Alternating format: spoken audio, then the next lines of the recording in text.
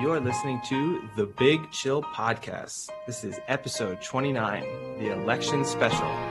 Vote for me, brother!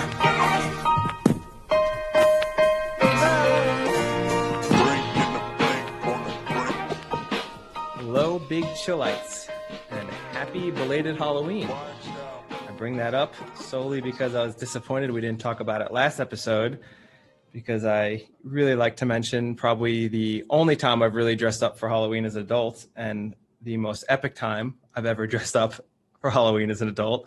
And that was when Eddie and I were the Village People. So Eddie, want to give us a little background? Because I'm sure you remember it better than I do. I'm not sure that's saying much. Yeah, it was one of our best. Well, it was the only time we've had I think it's the only time in my life I've been part of a group costume, actually. I've been like once or twice else, but nothing of that extent. Yeah, and we all put in like quite a lot of effort in the setup. It was kind of at least a solid month's preparation into everyone's costumes. So like, I was the biker. Our friend Tim was the sailor. He had a very good 1940s U.S. sailor outfit on. Fit him to a T. And I don't mean like the size fit him, just like the size type of person too. The type of person he is with the type of sailor costume he had was very good. Yeah. Abe had a very interesting cowboy costume on. Abe. Yeah. No, it was good. I mean, we were probably one person short. So yeah, it was a shame we couldn't round off the group, but it's a shame Sam couldn't join us. He could have been the sexy Indian. Yeah. Yeah. I mean, you said sexy. That was everyone was sexy. It was implied. We won a competition too. Remember, we went to that house party, that bizarre house party. And great! Can we describe that bizarre house party? That was one of the first off. Before we even got there, we were trekking to this random apartment house party, and we came upon a construction zone that happened to be open. And we proceeded to climb in and start climbing on top of all the heavy machinery and taking pictures. Yeah, we got a great picture on top of a digger, which was just perfect. And then, a friend of mine was running this company where they threw private parties, and they were doing this special Halloween party at this venue they had, which was this kind of abandoned warehouse space that they'd converted into this like party space. So it was kind of hipster weird kind of party space. Yeah, it was like multiple stories. It had like weird trampolines kind of within it at different moments that once you were on became incredibly hard to get off. Like as soon as you stepped into the middle, it took ages to get off the edge of them. But it was just kind of weird thing. Yeah, one of them was like, it was almost a 10-foot by 10-foot kind of like mesh rope thing. Like if you imagine those things that you would climb in a playground, where it's like the cross-stitch ropes, but instead you had to like step on them and try and balance your way on these. And there's a great video of Abe just failing miserably to do this for like 3 minutes, where he kind of almost got stuck in the middle and was like rolling around as other people were getting it on. It would like shift the weight, and he would like roll to the one side and then roll back.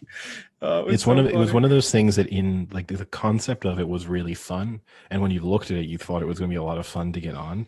But then it was just really difficult to actually manage yourself. It's like your worst nightmare. Yeah, you didn't look graceful at all. No matter who you were, like even if you were super coordinated and balanced, it was just a complete nightmare, particularly once anyone else stepped onto it.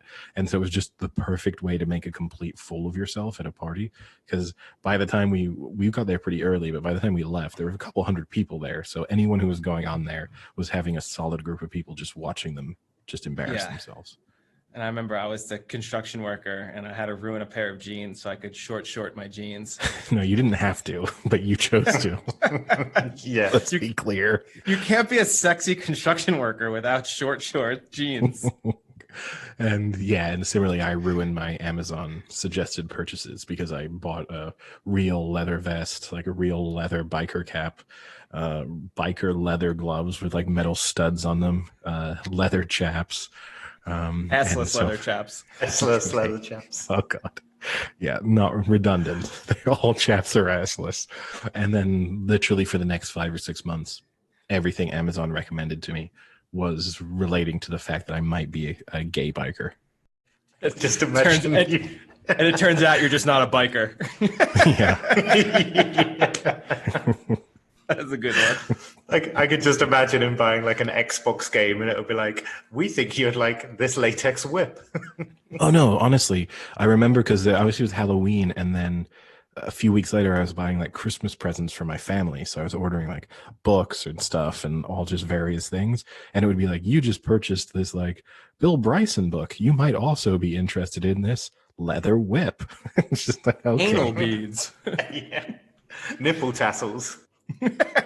Well, I already had those. Do you still have Because- the outfits? See, I'm actually really disappointed with myself because I lost everything over multiple moves now. I've just slowly. You mean, wait. When you lost everything, do you mean just in your life? Like you've lost internet, you've lost all your gambling money, Yeah, Self-respect, dignity. yeah, it's all gone, guys. Yeah, I had the short shorts for a while, and I was like waiting for an opportunity to wear them again, and it just never came about. So eventually, I just tossed them. I remember the thing I held on to the longest were the leather gloves. I remember having those. Those were kind of in and around my cupboard for maybe 3 years. And then eventually they had to go. My favorite story from the Halloween 2 is, so Abe was visiting. And for those who don't know Abe, he's quite the character. So he came dressed as like a cowboy and as Eddie said, a very interesting take on a cowboy. So we stayed out all night, and then we happened to like just to explain his costume. It was like a little kid's cowboy costume made for a grown man. Like it's very bizarre, but it if it's a cowboy, like the cute cowboy playful costume, but then somehow they made it for his size. Like very odd. Yeah, it's so true. It reminded me of like if you were dressing up as Woody in Toy Story. That's exactly what I was thinking. Yeah. Like, except like an adult Woody. Kind of like that. So he's dressed in full costume, and then we stayed up all night, like, and then we kind of lost each other. So he was getting back to where I was staying at around 7 or 8 in the morning. But the thing about this is, obviously, we're not in the US, so Halloween isn't as big of a deal in Paris as it is in the States.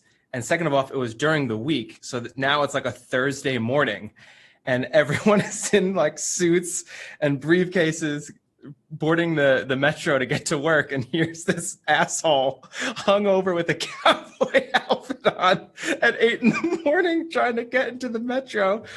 And he tells this story of the metro he wanted to go on was closed, and they were instructing people to go around to like the nearest one, which was only like 2 blocks away. But the issue was it was raining, and everyone was confused because, like, for those who've been to Paris, people who ride the metro sometimes are just like sheep and zombies. They like don't understand what's going on. You have to like hoard them away. So he says it's pouring rain, and he's got to get to this next metro, and people are like all flustered and scurrying and like kind of running, and he locks eyes with this guy in a full suit with an umbrella and a briefcase, and they kind of lock eyes and kind of have this unspoken agreement that they're going to run to the train station to see who gets there first. So down the street running, you have this businessman in full business attire with the briefcase running down the street next to an American in a cowboy outfit running down the street.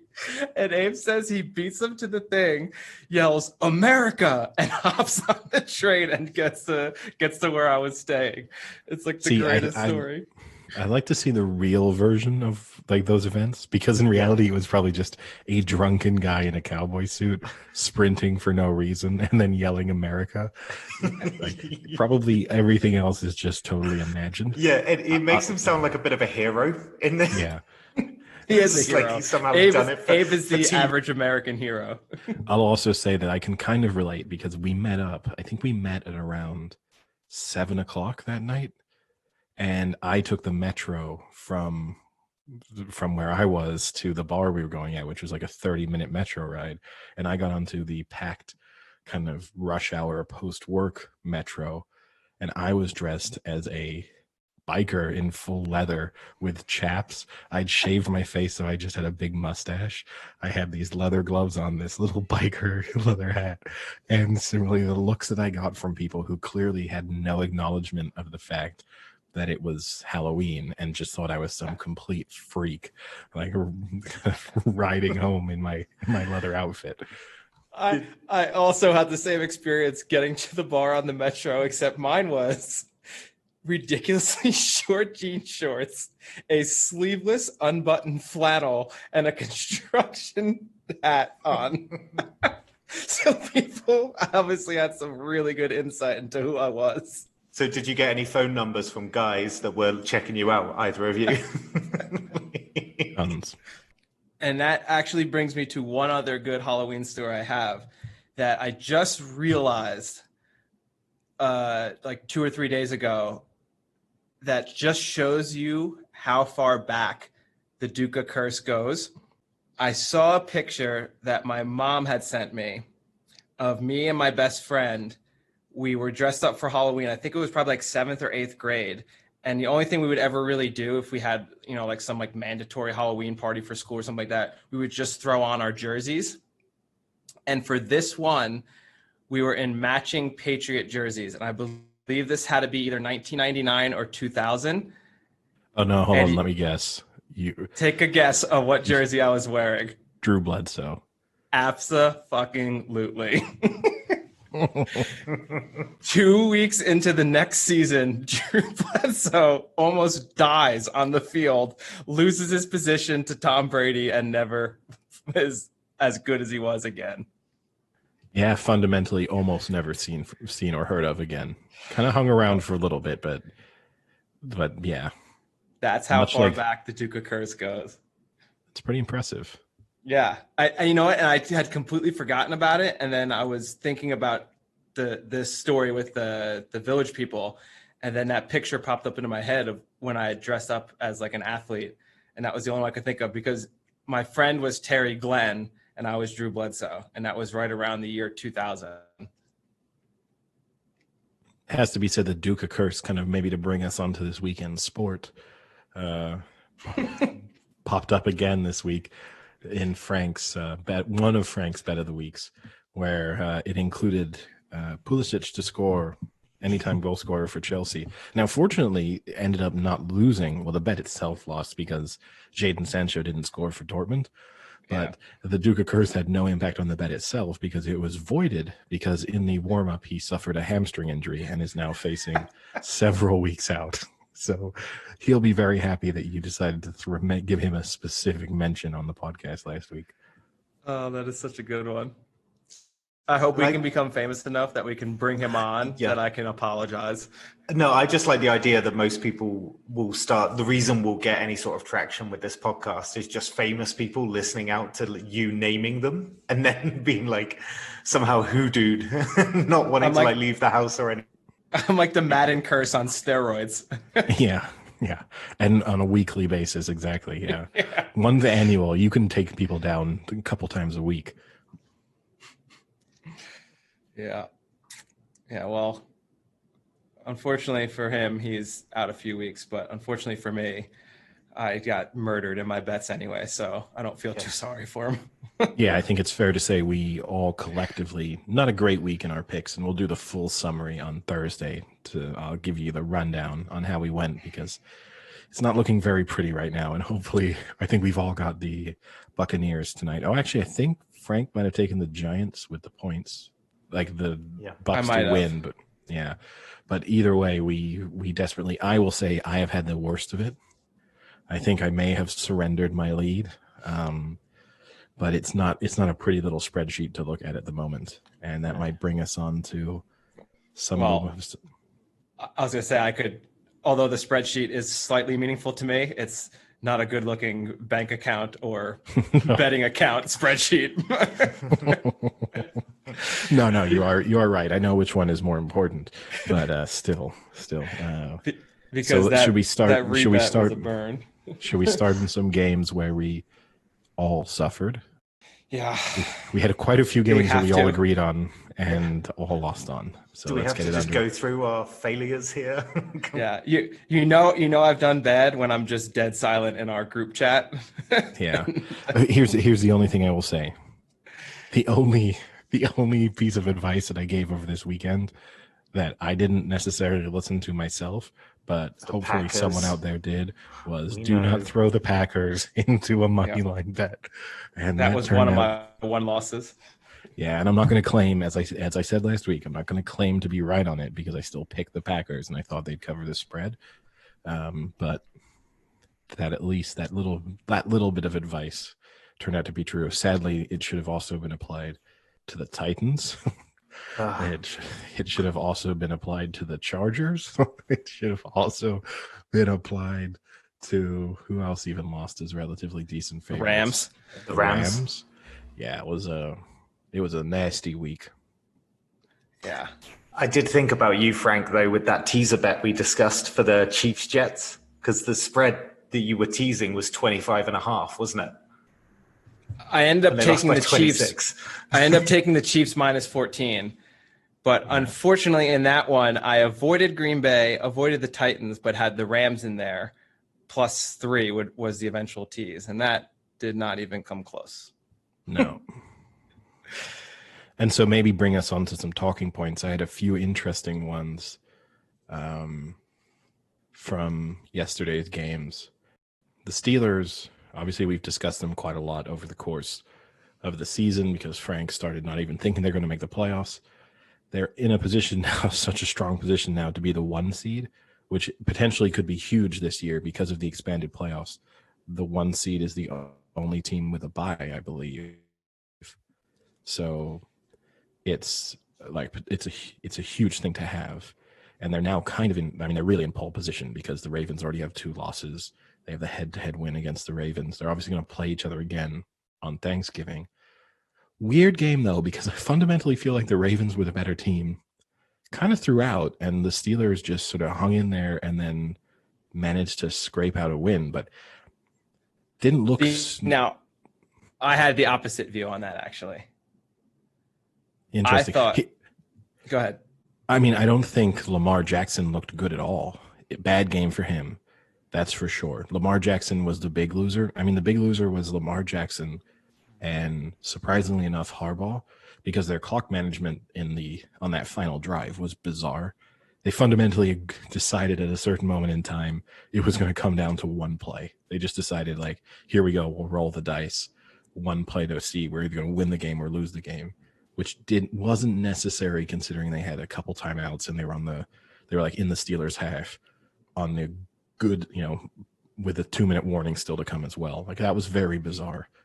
But Lamar didn't look good, but I still think kind of odd they broke a record, right? They were the first team in history, in the modern NFL, to have been outrushed by 200 yards and also had been outpassed and won a game.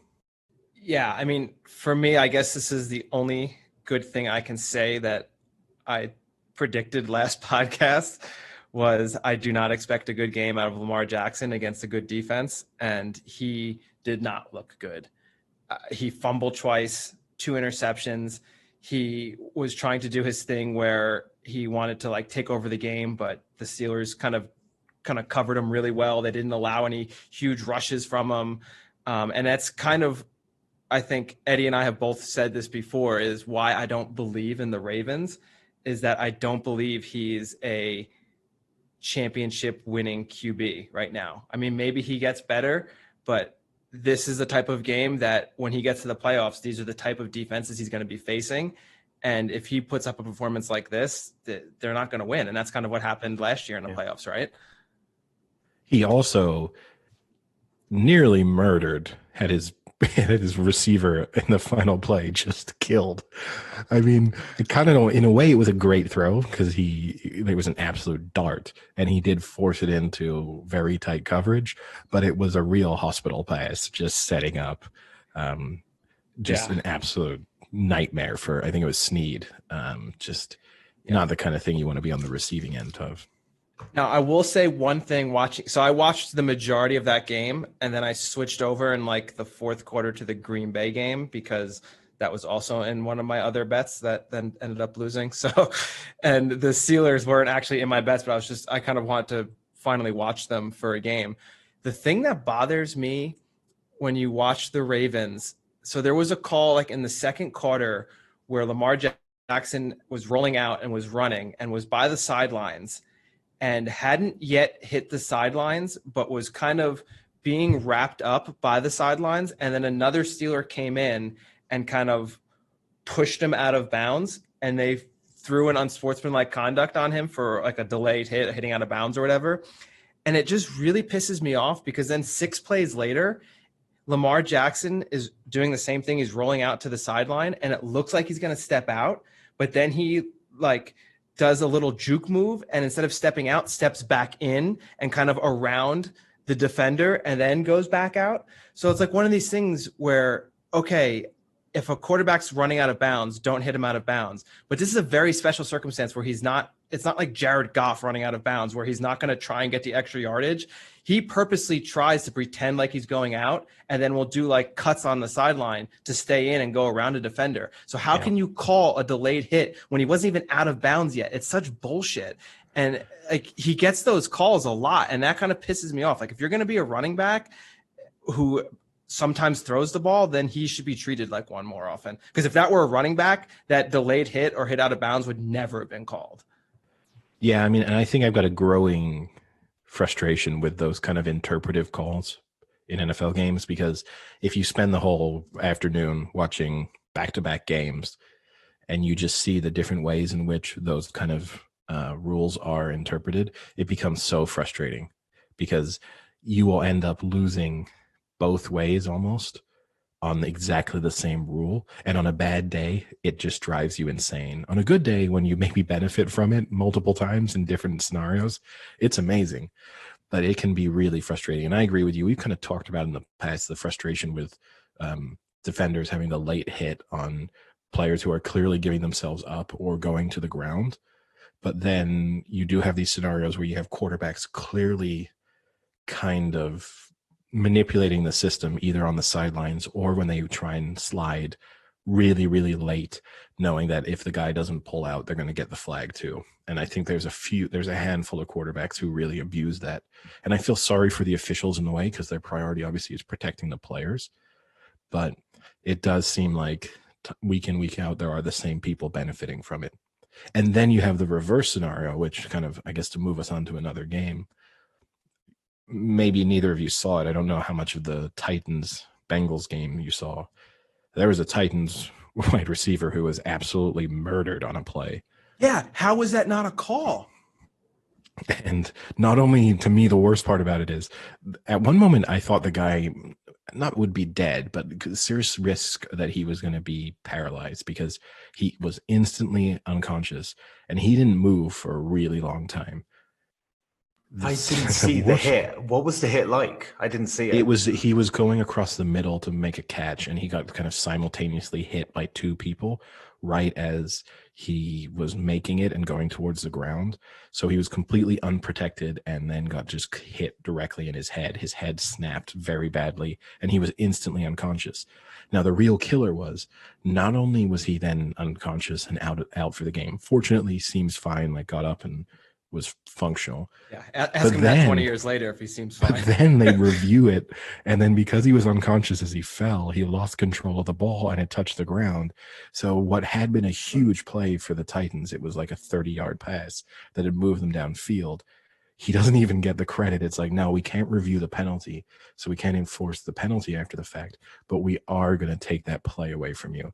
And there's part of me where it feels like there has to be, even though they've made those kind of things non-reviewable, there has to be a moment where they're like, go to the Bengals sideline and like, look, guys, we're just going to say that was a catch because that guy might be dead. And if his final moment isn't him actually completing a catch, it's going to be really sad.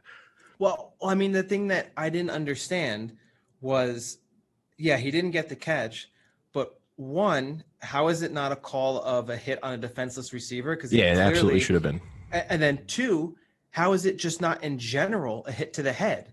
because a hit to defenseless receiver, it doesn't even have to be like a direct blow to the head. It could be any like super aggressive hit that, you know, they're not expecting that could really injure them, which it was. But then it also was just directly a blow to the head. I mean, the guy hit him right in the head. So how is it not both of them? Like, I understand you can't call both of them, but how is either one of those not the call? For him to get no penalty on that was insane to me. Yeah, I don't. And it was how do you don't call that and then go on, you know, radio and television and be like, oh, we're really concerned with player safety, so we're cracking down on a lot of things, but you don't call that hit? If you're concerned about player safety, you call a penalty when a guy gets murdered in the middle of the field defenselessly. Yeah, I mean, I almost feel to a certain degree as an official, if you see a guy is unconscious, I think you almost should just throw the flag, because you just have to assume at that point he's obviously been hit in his head. So just by default, the moment when you've gone, oh, this guy hasn't moved for 90 seconds, we should probably assume that something might have gone on there that wasn't supposed to happen. And maybe every once in a while it will turn out that, oh no, he just like hit his head hard as he fell and it wasn't the fault of the, you know, the defensive player or whatever. But if you're going to err on that side, I think that's the better way to make the mistake versus potentially having people have very, very serious injuries. I mean, for starters, he was out for the game. He's probably going to be out for the next couple of weeks. And out of it, all they got was an incomplete pass. And also, he had caught the ball, so the only thing that stopped him from catching the ball was the fact that he was knocked unconscious. Had it not been for that fact, it was going to be a 30-yard completion at a very crucial stage in the game for the Titans. Yeah, that seems dumb. Like the idea that like he's lost control of the ball, but simultaneously he's also like lost control of like his bodily functions. Like he's got no ability to do. He also shat himself as well. Yeah, he voided his bowels as he fell. But and I don't think the Titans Bengals games deserves too much attention. I will say I'm not out on the Titans in the sense that A, I'm not going to overreact to one game, and B, about two games.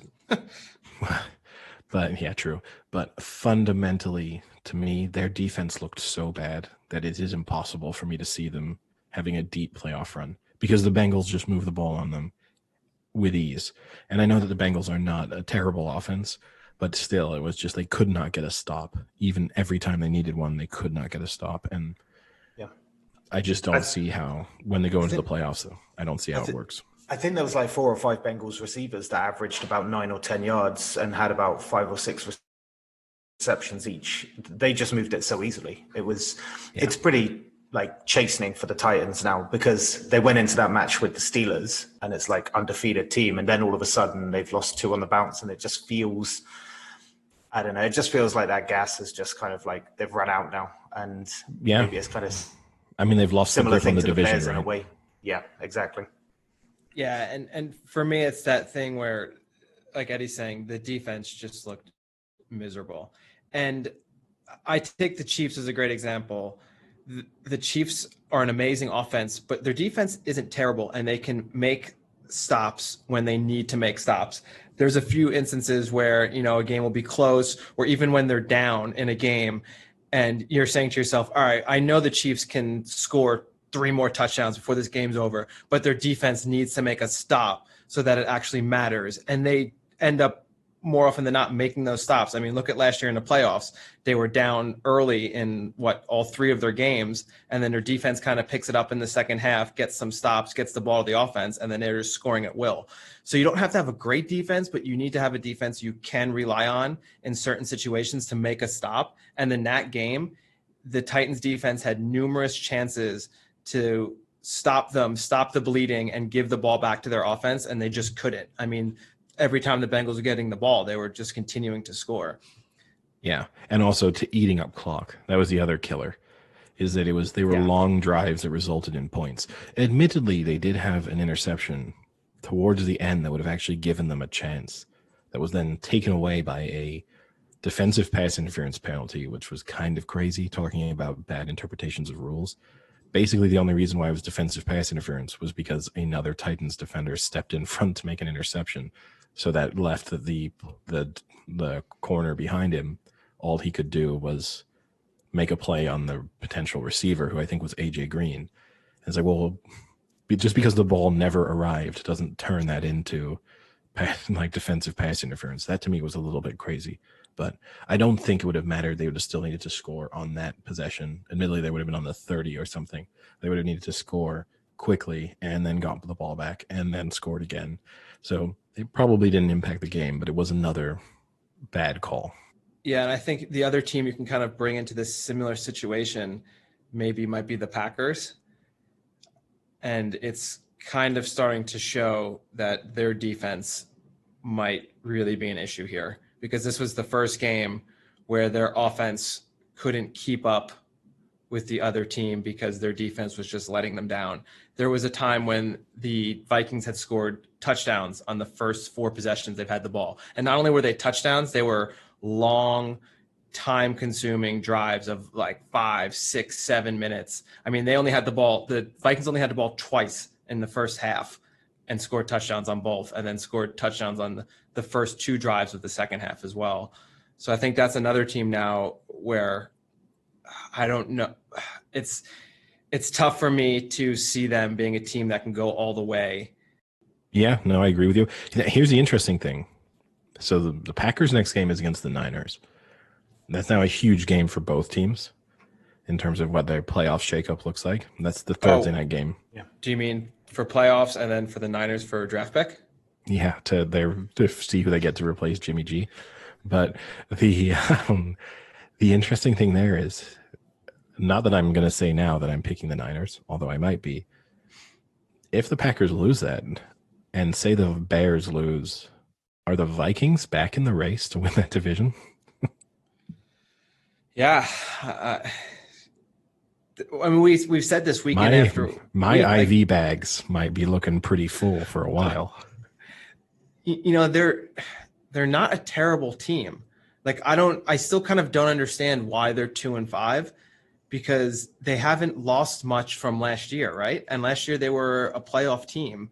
So, I mean, maybe they just took a while to catch stride, and maybe now they're kind of getting hot. The issue is going to be, you know, you're looking at a team with already 5 losses. You can probably only give up 1 to 2 more, maybe, right?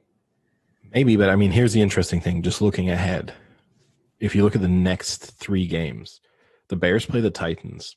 Very possible they lose that.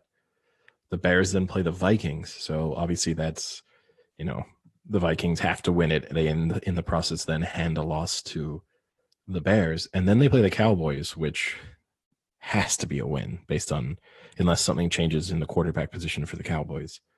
No. I mean, so, and then the Bears play the Packers. So there is a scenario in which 3 weeks from now, we're maybe looking at the Vikings being 2 games off the lead in that division. And that could make things interesting. Well, they're only 3 off it now. True. So maybe even 1 game back if things really went their way. I guess not, because someone has to win. Someone has to win from the Packers-Bears game. So they could tie. Well, the Bears almost tied last night. So okay, I got one. That game was atrocious. We'll just start there. I've got two things to say from that. One, we don't need breaking news that Drew Brees has broken the career touchdown record when he is competing against another. Like, he took the record from a player who's playing tonight in Tom Brady. Are we going to see breaking news tonight that Brady's taking it back? It has to be. Like, literally, it was popping up on the like breaking news. I'm so glad you said this. I was like, ooh, part of me at first was like, oh, something horrible in the world has happened, right? So that's my initial thought. Is like breaking news, like 55 dead, you know, like this is the first thing. You default straight to like terror attack or tragic accident with breaking news. I definitely don't expect it to be breaking news from the game I'm fucking watching. Mine was that Eddie finally has internet. That's what I thought it was going to say. Yeah, no, sadly not. But so already that. So yeah, are we going to spend the rest of their respective careers like just at least this week it's kind of tolerable because they're playing games at different times. But are we gonna have to deal with this? Like if their games kick off at the same time next week, is it gonna be like, oh, the Saints have scored a touchdown, breaking news, Breeze breaks career and then 15 seconds later the Buccaneers score a touchdown and we're gonna get like breaking news, Tom Brady breaks. I mean, it's gonna be never ending breaking news at the bottom. It's so dumb. Yeah, that is stupid. You think it's like a slow day in the news, what with the complete lack of anything else going on, like a US election, that they've just got like out-breaking news.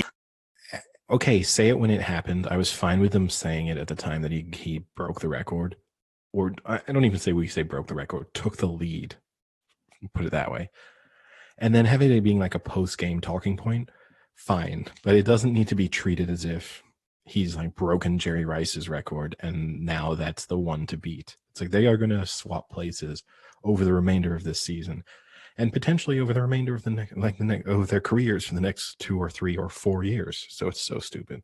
And then my only other talking point from that game, what were the Saints doing in overtime? Why did they kick that field goal with 90 seconds left in the game? As it turned out, it didn't matter because he made it. But why on earth did they not run the clock down? So the worst case scenario was the tie. No one could possibly explain that to me so that it makes sense. It was one of the dumbest things you'll ever see done. And even though I wanted them to win from my own picks perspective and bets and everything, part of me really wanted the kicker to miss just so that they could have ended up losing that game. And it would have just been like, what a dumb move to kick with time left on the clock. Yeah. And, well, also, why did they take the delay game? They had another timeout. No, I don't. So for context, for anyone who's not seen it, it was overtime. There was about 90 seconds left. They got to the Bears 25, 10? No, like 10. They got to 10-yard line. They got like way down there. It was first down. The Bears had one timeout left. They decide on first down that they're going to kick the field goal. They get the delay of game. Then the Bears they get a delay of game. They could have just called a timeout. It made no sense. No, that didn't make sense. Then the Bears called a timeout, which also made no sense. During which point it seemed like they contemplated then not just instantly kicking the field goal, because the logical thing to do would have just been take a knee a couple times, run it down to like 10 seconds. You would have lost, maybe from taking a knee twice, you would have lost, I don't know, 1 yard to 2 yards maximum, which isn't going to make a huge difference from that range. And then when you kick it, even if you miss it, unless it's blocked and returned for a touchdown, which is kind of the only scenario you're looking at where you lose, worst case scenario, it's a tie, whereas they put them in a situation where if he had missed it, then the Bears are getting the ball back, admittedly with no timeouts, but still with, 1 minute 20 left on the clock with the possibility of trying to put themselves in field goal range to win the game. It made absolutely no sense. No sense. Why did anyone come out from the coordinators? Did anyone say why they did it? Because it seems stupid. It seems really stupid. I didn't see. I haven't heard anyone comment on it. I didn't really look at their post game conference. I mean, in the end, right? He made it, so I guess their logic would be, why run the risk? We were confident he was going to make it. Why bother running a play where maybe something goes wrong? That's probably the way they would spin it. But I mean, I don't know if I've ever seen someone try to just kneel and have it go wrong in the NFL. I don't know if I can remember ever seeing that. I've seen people mess up spiking the ball and different stuff, but I don't think I've ever legitimately seen someone fumble the snap when they're just trying to lose possession. Either. Eddie, you're right. Those are 2 good talking points, but you probably missed the best talking point of that entire game when Wims, the receiver for the Bears, decided, what's a smart thing to do on the football field? Punch someone as hard as I can while they're wearing a fucking helmet. And once again, we have to go through this idiotic argument of why on earth you are going to punch someone in the head who has a helmet on. The other thing I don't get about it, so again, the corner he punches wasn't even on him on that play. And seemingly the only thing they could see was that the play before he'd poked a Bears player in the face. So I heard this morning he says that Gardner Johnson had done something like hit him behind the play or something like that, and then had spit in his face. Okay. But what was amazing is he then, like, the whole sequence though was really funny because he comes up from behind, and instead of just full out sucker punching him, he taps him on the shoulder. So the cornerback Gardner Johnson turns around, and then he decides to punch him in the face, and then punches him again in the face. Well, it was really funny, actually. The second punch to me was actually the weird one because he does the tap thing, poke, then he hits him, and then Gardner Johnson just stood there. I think everyone was kind of like surprised. And then he pauses for a moment, and then he hits him again, and that's when the brawl breaks out. And then the weirder part about it is after the brawl, he reacted. He came out of the like pile that kind of came from the brawl, as if Gardner Johnson had done something wrong, and that whatever penalties were about to be sort of given were going to benefit the Bears. And then all it just meant was a penalty on them, and he was ejected. Like that was it. Yeah, it was as if he was shocked that he was ejected by punching someone in the head. That you're right, though. That part was funny. Gardner Johnson gets clocked in the head and literally just stands there, doesn't even react, and then just gets clocked again in the head. Well, like doesn't even flinch or move, just kind no, of. he just. I mean, admittedly, he's wearing a helmet, so yeah. You know, like a guy punching him in the front of his helmet's not going to do anything. But he literally just looks at him, and there's a pause, which in the midst of what is going on seems like a huge pause, and then he hits him again, and then a Saints player, I think it's Jenkins, jumps on Wim's back, and then it kind of all breaks out into a kind of scuffle. I mean, it must hurt. It must hurt his hand. Like, oh yeah, it hurts him. Really hurt. I thought you were going to say to do it again, like to be like, oh, that hurt because he's got a helmet. You know what? Let's do it again. Yeah. Yeah. Maybe I didn't hit him right or something. Yeah, it's the dumbest thing ever. Like, if you're really going to punch someone, just punch him in the gut where he has no padding. Break a rib or something, you know, like. Even give him a dead leg would be worse than punching him in the helmet. Just walk up to him and knee him in the thigh. Give him a dead knee him leg. in the side, or do that thing where you go behind him and chop him at the back of the knee. So he had like a really childish exploit. That's the thing I don't get. If you're trying to get your revenge, you must know that there's going to be a moment in the game where there's a play where you can do something a little bit dirty that's going to go unnoticed, and you're going to like send the message back, like an accidental whatever it is, hit the guy late or something. Like worst case scenario, maybe you're going to give up a 5-yard penalty or something, but you're not going to get ejected. But the way he did it, he was just guaranteeing he was gone, and he didn't prove any point apart from the fact that he is a complete moron. The other interesting thing about that story, I don't know if you saw this, Eddie, but Gardner Johnson is the guy who Michael Thomas got in the fight with in practice. Oh, so he's just punchable. Yeah, he's got a punchable face. He probably wears a helmet 24/7. He's the only person to not get knocked out ever because he just wears his helmet around all the time. Yeah. Now, the only other takeaway from that game was Drew Brees looks terrible.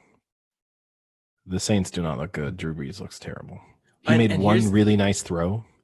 Actually was kind of a crucial throw where he kind of, in the end, like he had the most, one of the, and I'm going to say this and I don't want it to be, he had the girliest throw I've ever seen from an NFL quarterback at one moment where he was kind of getting pressure. Let's just say non-athletic, Eddie. Yeah, okay. We have to bring, are you implying into this. Yeah, are you implying that girls are non-athletic? Yeah. God, Eddie. Well, yeah, exactly. That might be worse for you, Frank. Yeah, I think that's actually worked out worse for you. No. Good. No, I'm not saying that. I'm saying that girls. Oh, wait, how does that even make sense? I'm saying girls are athletic and they can throw. Sexist and a racist. Please tell us your opinion on Native American women. Well, seemingly I'm dating one, so.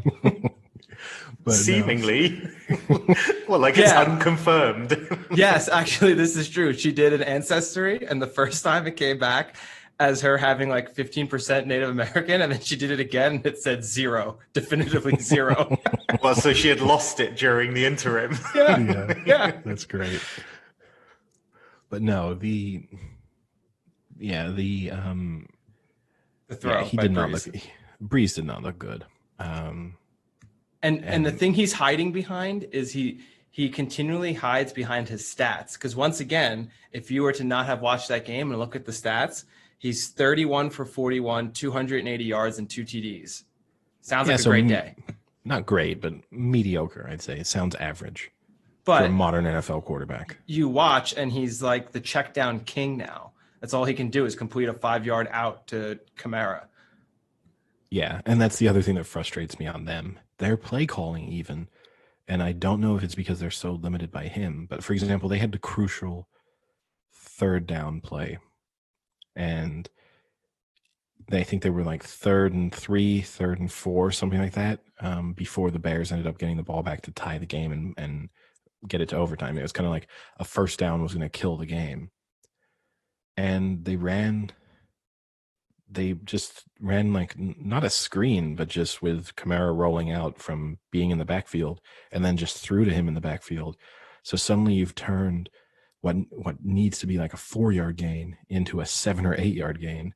And obviously by that point too, the Bears could just see it coming. And anytime you just got to follow Kamara wherever he's going, it just makes no sense to me. And then I guess we've kind of mentioned a little bit the teams that have maybe their divisions have opened up. I guess it's fair to say that 2 teams took fairly strong strangleholds on their division yesterday.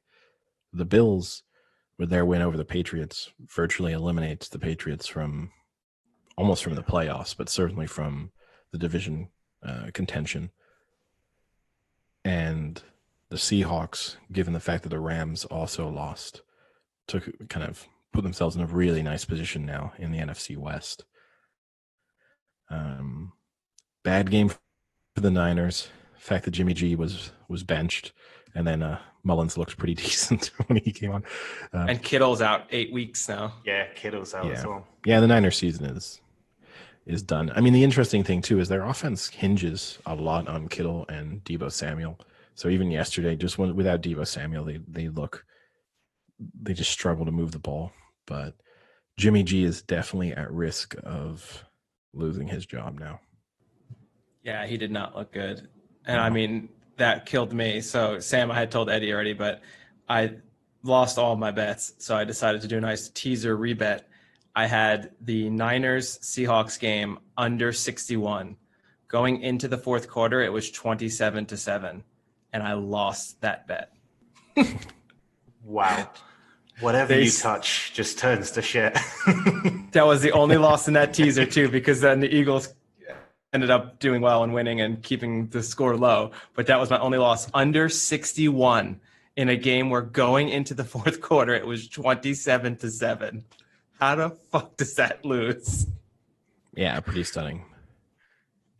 That sucked. Did you guys see that Cam Newton fumble? What was it with like 37 seconds left? Yeah. I just if that epitomized the Patriots in that moment, I just feel like, I mean, just seeing the Patriots on 2-5 at the moment, seeing that just epitomized like Cam Newton at the moment, that's pretty bad. I mean, the first time the Bills beat him in like 20 years as well, or something. It was crazy. But yeah, I mean, they've got to take they need to reboot the Patriots, right? They haven't really got anything at the moment. Yeah. The good news for them is they have the Jets next, so they'll get back to winning ways. Well, my question about that game is, are we starting to get a little worried about the Bills? Because now this is another game that they didn't look great. Granted, they won, but they did not look great at all. Yeah, I'm a little bit concerned. My preseason optimism when it comes to them is kind of waning. I think they are a pretty limited team. I'd put them in there firmly now in that 2nd tier of teams, Let me just go ahead. Well, I would just say that on their day, okay, they can be very good, and they could beat a team like the Chiefs or whoever, the Ravens, the Steelers, the Seahawks you want to throw in there. but fundamentally, they are significantly worse than that kind of tier of teams. So, yeah. So I was going to say the first 4 games they won, they scored 27, 31, 35, 30. The last 4 games they've gone 2-2. They've scored 16, 17, 18, 24. So a significant drop off in their offense. And that kind of makes me nervous. You need to score points here. And to put up 18 against the Jets, that actually makes me a little more nervous than the 24 against the Patriots. I mean, compare that to the Chiefs who played the Jets. They scored 95, something like that. I mean, here's the thing is, right, there's going to be the Bills are going to kind of know where they stand because their next few games are an interesting sort of gauge of where you are because they play the Seahawks, the Cardinals, the Chargers, the Niners, and the Steelers. So over the course of that 5 games, they play kind of the range of the maybe good, bad teams all the way up to the legitimately good teams. And so that's going to really let us know. By the end of that sequence of games, you'll know what the Bills are. It could be under 500 after that. It's not unrealistic to think that they lose Seahawks, 3 of those. Cardinals, Steelers, and then one of the Niners versus Chargers. Yeah. They could lose 4 out of their next 5. It's not impossible. Do you have any other real talking points from yesterday's games? I think we can probably save the rest for Thursday because I was thinking we could maybe do, since it's halfway through the season, basically, we could do kind of a little update on, do we have any opinions on any changes on who's going to win, who's going to make it to the Super Bowl, MVP, that kind of stuff. But we can cover that in our Thursday one. Sure, that works. Because I think now the MVP race to me is getting very interesting where I think it's Wilson's to lose, but I think he can lose it. Yeah, and I'll say this. He was not that amazing yesterday against the Niners until he got in the red zone. In the red zone, he made some incredible plays, but up until that moment, he wasn't amazing. And early on, the Niners defense looked great.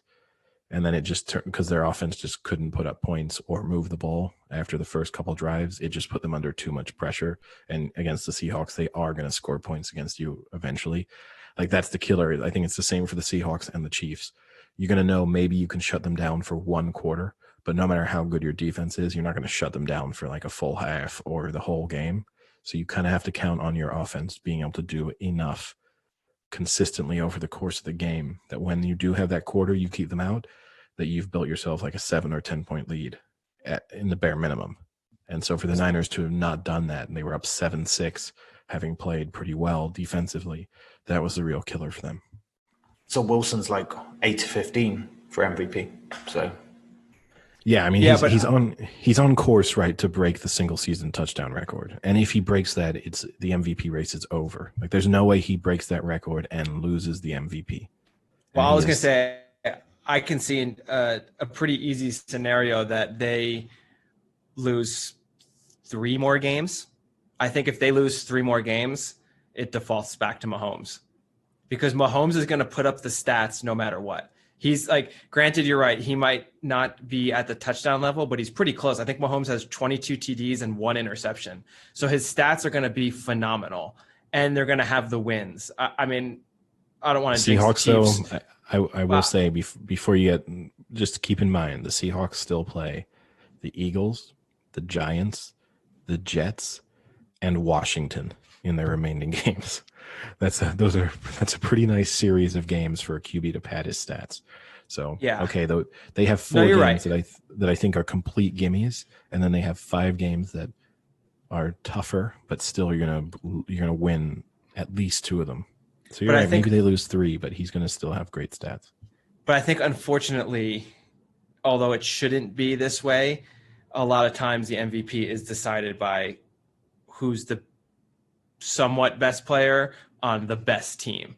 And if you have a Russell Wilson on a 4-loss team versus a Mahomes with almost comparable numbers on a 1-loss team, that, people going into the playoffs are saying that they're huge favorites to win, I can see a scenario that they give it to Mahomes. The only thing I do agree with you, the only thing you're not factoring in is part of the Wilson campaign is going to be that Wilson has never won the MVP. And there's going to be part of it there that this is almost like a career award versus even a single season award for Wilson. And so I think I've never won the MVP either. I think I should get it. I'll try. Once we get our MVP, once this podcast is really, we're like accredited and we're part of the MVP voting, I'll make sure to vote for you. Accredited? Is there like a podcast accreditation company that goes along and accredit? I can imagine all these thousands of votes for like Mahomes and that, and there's always one for Frank Duca. Frank Duca. We'll see how long it takes him to take my vote away.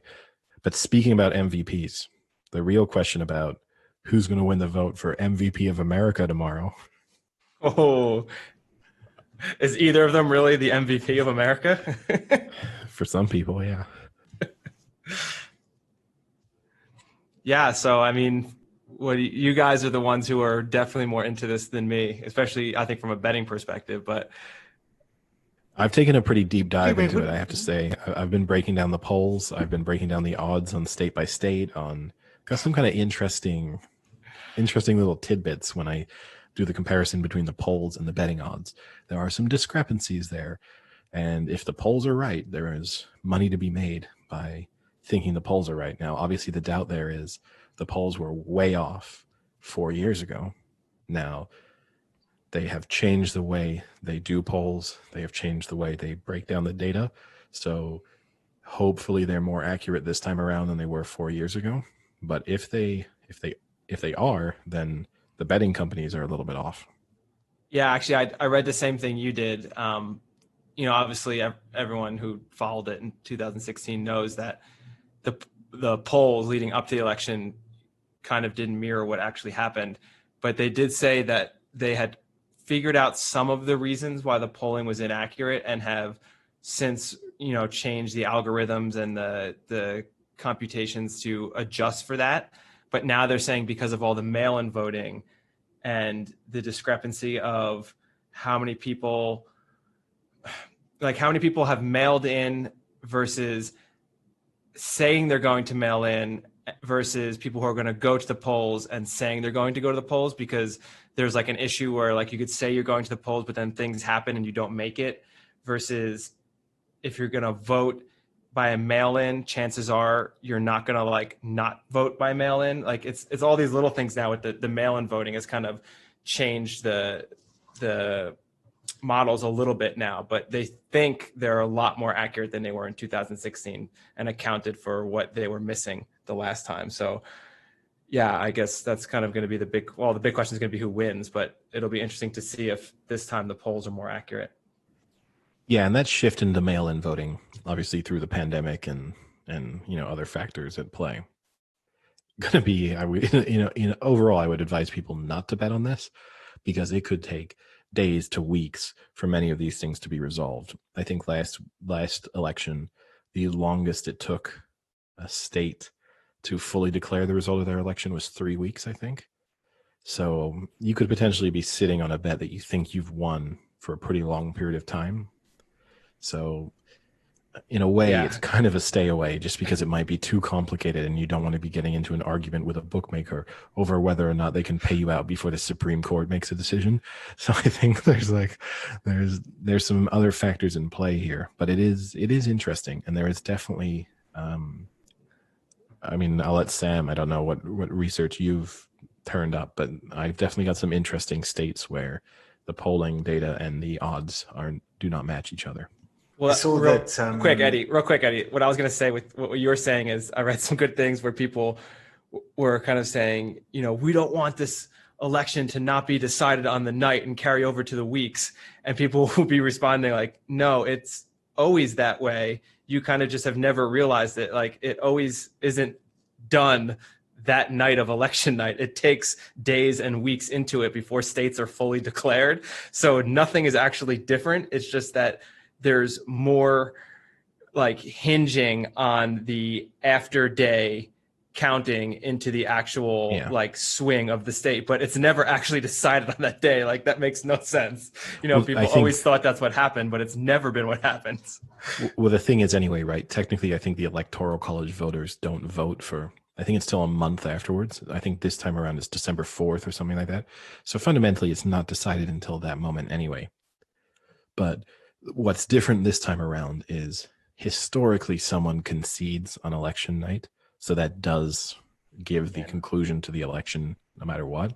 Not going to happen. I cannot see a scenario in which either one of these candidates concedes. It's just not going to happen. Well, I mean, I guess realistically, if Biden were to win before all the mail-in votes are cast. No way. No. What I'm going to say is, being a reasonable person, you would more than likely assume most of the mail-ins are Democrat, because that's what the polling is suggesting. That I think there's like almost a 2-to-1 ratio of Democrats versus Republicans. And historically too, it favors Democrats historically. But there's no way that an unreasonable candidate is going to concede. I mean, he's said this much, right? He's already put himself in a position where he might not even consider leaving office.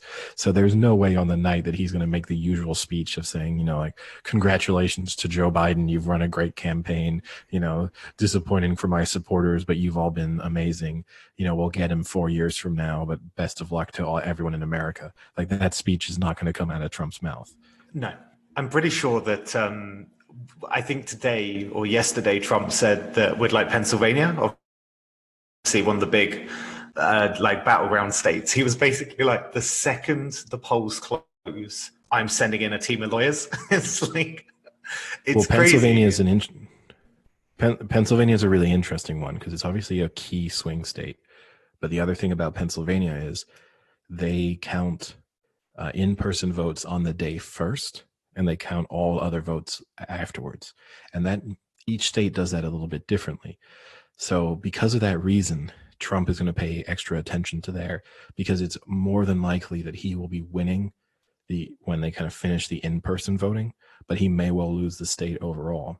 So it's going to be in his interest to try and put pressure on in Pennsylvania for them to either to kind of put legal pressure on where they declare before they've been able to count all of the mail-in ballots or early voting, or in the very least to just kind of maybe make them do a recount or something. So Pennsylvania is going to be an interesting one for him. The reverse of that is Florida, where they count the mail-in ballots and the early voting first.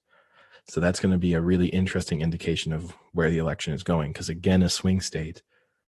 And historically, the Democrats have always been ahead of the Republicans going into that, like once they've counted those early votes. So what you're going to the interesting thing is going to be is if Biden is more ahead of Trump than Hillary Clinton was 4 years ago. That's going to be kind of because I think she was ahead by around 200,000 votes, then ended up losing the state by about 100,000. So fundamentally, you're going to probably want to see Biden up by 350 to 400,000 votes, kind of fairly early on to have any confidence that he's going to win the state. And that actually brings up my first state where there is a discrepancy. Now for this, I've used 538 because they kind of are the leaders in polling and the projections in the US. Obviously, Nate Silver, who's the founder of 538, he kind of rose to prominence after he predicted the outcome of 49 of the 50 states in the 2008 election. And that's what made him famous. And then eventually he formed 538 for this very reason, and then sold it to ESPN. And now it kind of exists in doing, data analytics in sports and politics and kind of just about everything. Now he says they've tweaked. They feel much more confident in their algorithms and their projections this time around than they did 4 years ago. So I kind of used them as the guide because he got really badly burned. People killed him after he was so far off 4 years ago. So Eddie, why don't you give me the state and I'll give you the odds on my website, an American betting website. Florida, what are your odds on Democrats winning? On Democrats winning Florida, they are the underdog at 27-20. Yeah. Whereas they have Biden as a 68% chance of winning. Yeah. Oh, wow. Well, Florida is well known for like a surge of Republican voters really, really late on. But it means if you believe in Nate Silver, if you believe in 538, there is huge value in betting on the Democrats winning Florida. Yeah, that's a good one. What other ones? Arizona. Let's go home, Frank. Oh, you want to go Arizona? I got my ear to the ground in Arizona. Let me tell you guys. Arizona is currently, the Democrats are favored 10-13. Sorry, Democrats. Biden is favored 10-13. So slight favorites. Now, Slight favorites. Interestingly Republican enough, 1-1. according to 538, 70% chance of winning the state. So you're still technically getting value there based on what their projections are. He should be much shorter in the betting. I can tell you I've seen both sides of it in Arizona. It is very geographically spread out, depending on if you're more. It's the classic, like city versus rural. It's crazy, the difference when you start to get out of Tucson and get out of Phoenix, and kind of get into the mountains and the farmlands and things like that, and seeing just the change in the flags that are flying. Let's put it that way. All the high elevation places, yeah. Yeah, that's what it is. It's all the high elevation. The higher you go, the more popular Trump is. What about Texas is an interesting one, because obviously traditionally a Republican thing, but a lot of things that I've read recently is that the Democrats feel like that's really open, like more open than recent times. What's it saying there, Eddie? So Texas, I have as 1-3 favorites for Republican and 9-4 for Democrat. See, I think there's value there in the Democrats, just from what they've been saying in a momentum perspective. But I think the thing is that they're giving themselves a live chance of winning it, which historically wouldn't really be the case. So I think it's more that they've made significant enough inroads in there for them to imagine a scenario in which they win. But the reality is they know that they aren't going to. But obviously it's going to. I also think Texas, this one I'm not sure, and I don't think Texas gives all of its electoral college votes. Because some states, right, you win the state outright, you get all the electoral college votes. Some other states, they break it down based on the percentage of votes that you win. I think Texas does it as a percentage of votes that you win. So I think in that respect, the Democrats gaining ground will be beneficial to Biden's electoral college count.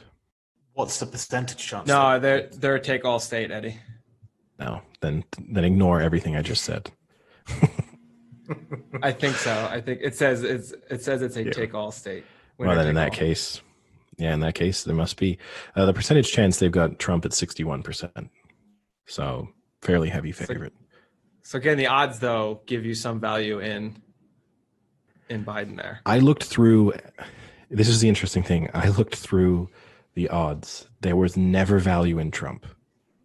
So every scenario, everything you look at, like there's no moment in which the Trump has better odds than the polling and the statistics would indicate.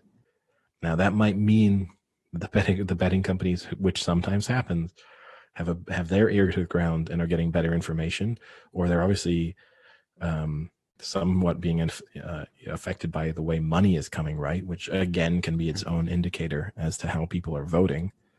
Well, what about what people are calling the swing state in Pennsylvania? What does 538 have on that? They have Biden at 86%. They are basically calling it for Biden. They're calling it, yeah. Wow, there's actually value in that then, because he's 5-9 to win that. Yeah, and so that's good value. Yeah. Now the downside is, right, you can't combine these things. So nope. Singles only. Yeah. It's so annoying. I tried to put so many accumulators on that ended with like Biden or no, you can do that. You can do that in some places. But what I mean is you can't combine. You can't be like, I'm going to bet. Now they might put the bet together for you if you asked it, but you couldn't do like Biden to win Florida, Pennsylvania, and Arizona. Like they won't let you throw those all in again because they'll kind of see them as related events, right? Yeah. What did you see that someone put $1 million euro bet on, or $1 million bet, sorry, on Biden to win? I didn't. At what odds? Like 1 to 2? I think the return they would get is 1.54. So yeah, whatever. But that's going to be like shading, maybe like 8 to 15 or something like that. But yeah, someone put $1 million. And obviously what you were saying last time about the book is expected to be like over $1 billion on the election. I didn't realize apparently it's illegal to bet on politics in the US. So even though they've relaxed the law, you're not allowed to bet on like politics within the USA. And that is the other interesting. Money is global. Yeah, well, I mean, that was specifically the biggest book, right? That was specifically Betfair. So that's UK takings they were talking about. The interesting one on Betfair is that, which I've done in previous elections, they do live betting. Like it goes constantly. So you can bet on the state as things come in. So you could start to see, maybe early results coming out of certain counties or certain parts of the state. And you can see how the odds adjust. And if you know those counties well enough, even if it's like not the way that you're betting, if it's like, if there's less dominance than should be anticipated, then you can anticipate the rest of the state would like be the other way. That'd be pretty interesting if you really knew your shit. Yeah, 100%. You can do that in the UK really well. Yeah. Okay, here's constituencies. Here's a good one I have. All right, I'm gonna name off some states. It's Biden to win the battleground states, and you have to do the exact number of states he's going to win. So you can't do like over 3, over 4. So here are the 10.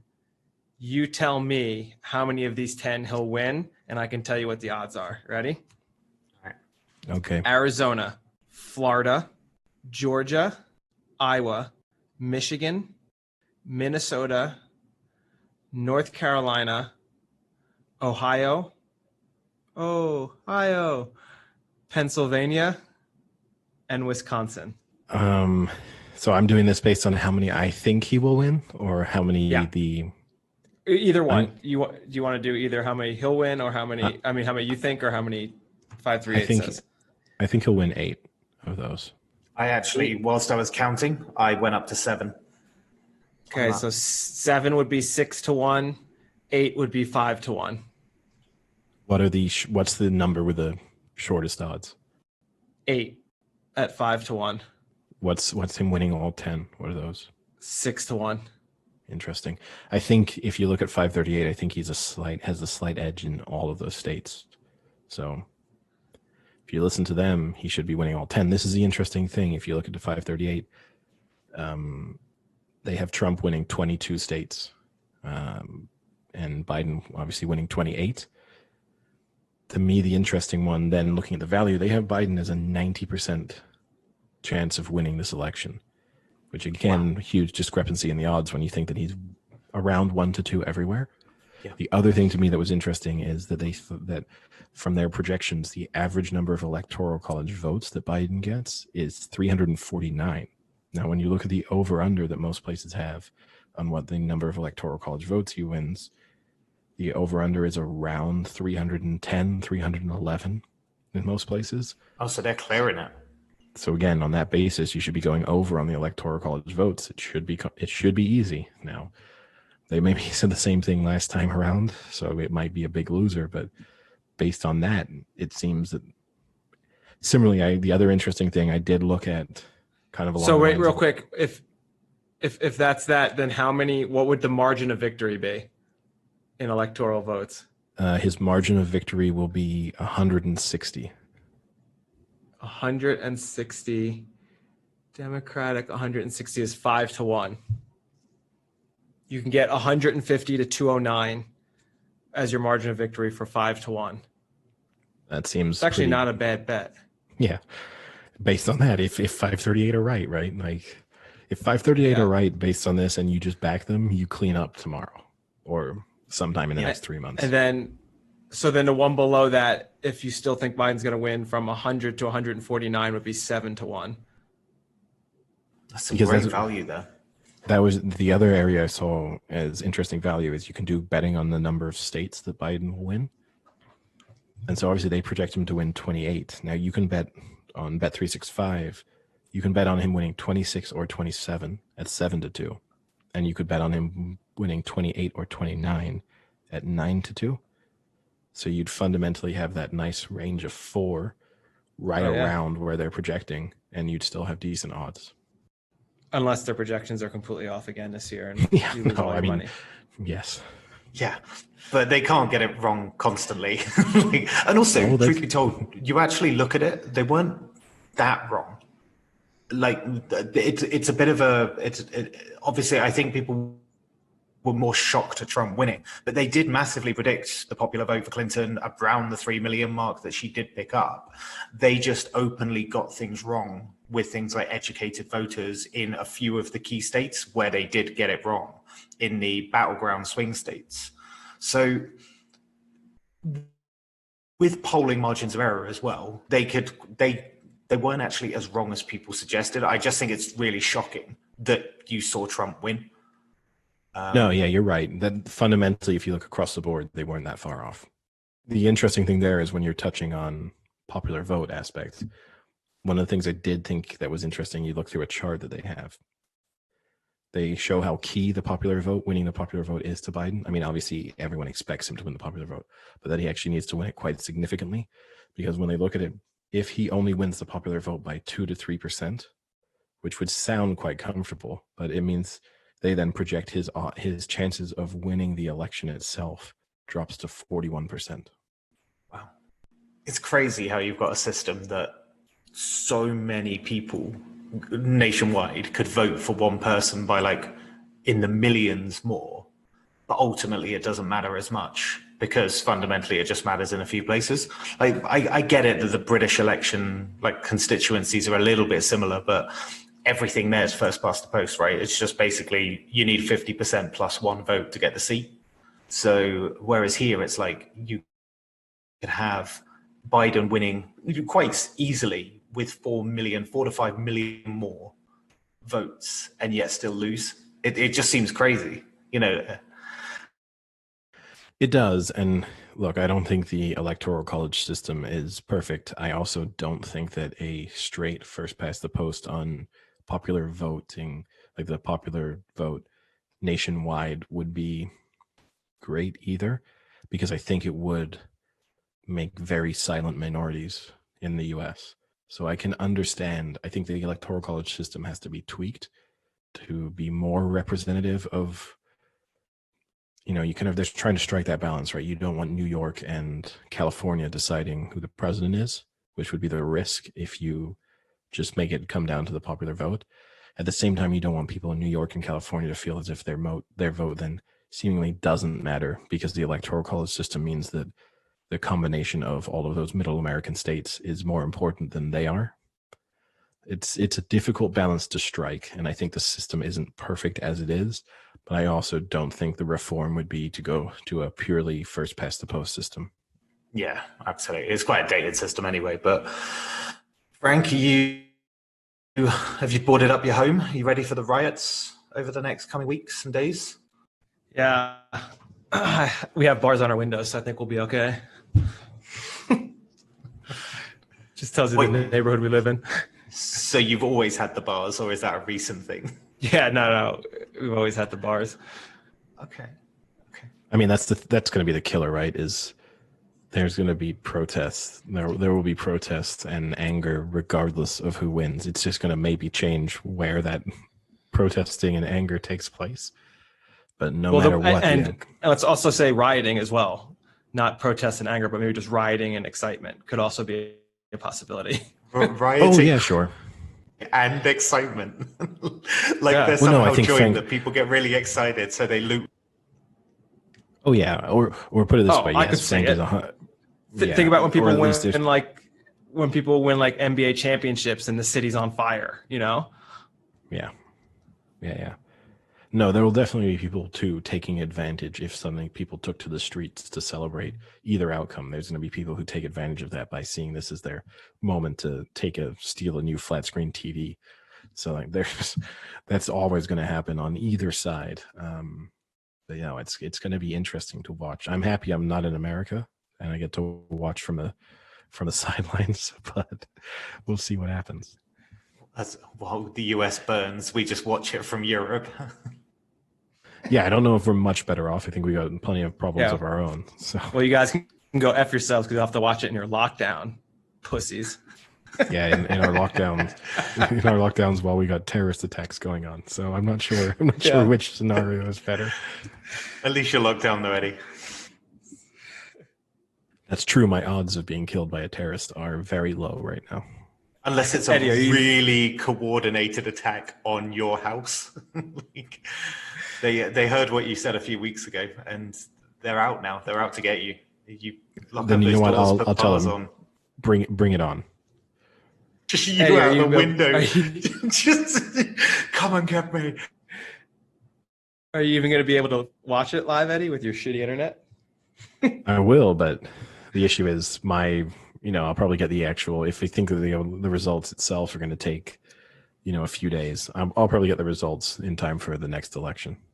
I just like this idea that they've always talked about these like lawyers, like basically they just put hundreds and hundreds and hundreds of lawyers and they just deploy them across the country like they're in some sort of like battle bus, or like they parachute them in.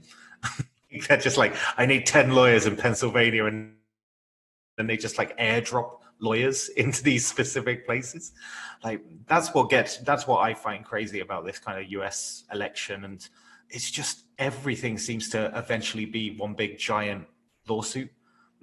Like, there's one at the moment in like I can't remember where, I think it's like Texas, I think it is, like this kind of suburb of Dallas where the Republicans are trying to get 120,000 walk-in votes like stricken from the record because they're saying like irregularities and things like that. But it's consequently in a heavily Democrat voting area, and it's just like if it happens at the small level, like outside a city, and then you do that nationwide, it's an insane amount of like legal deployment. I think it was, if this is the one you're referring to, it was because they were doing drive-through votes. They had set up like a drive-through station because of like COVID. So instead of like queuing up and going into like a building to cast your vote, you would drive up basically to a booth and then just do your voting there in your car with the booth next to it. And that's what they were calling illegal because of some rule that like it's against the Constitution to like drive up and vote or something like that. It was like the argument was pretty funny. In fairness, they're right. I mean, George Washington never voted in a drive-through. I can imagine this kind of like horse-drawn carriage equivalent of a drive-through. Exactly. And George Washington never ordered McDonald's through a drive-through. And then you got one vote for all of your horses. That was the other thing. But not women. No, exactly. Or blacks. Yeah, black women couldn't vote. But if you had a lot of horses, the days. It was a better time. Yes. Yeah. I thought that was an interesting thing too, because Justin Clark, who's a Trump political advisor, as part of the fallout from various things they've been trying to do to, already complain about the voting system, he said traditionally it's always been Republicans suppressing votes in places. I thought it was a very a revealing, honest bit of sort of misspeak on his part in a sense of trying to make a point. What he's basically just implying that they shouldn't be doing it this way round. Yes. Normally it's me who rapes people. Come on, guys.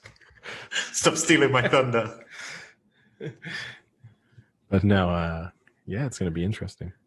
I like watching it. It's good fun. I always enjoy like an election night.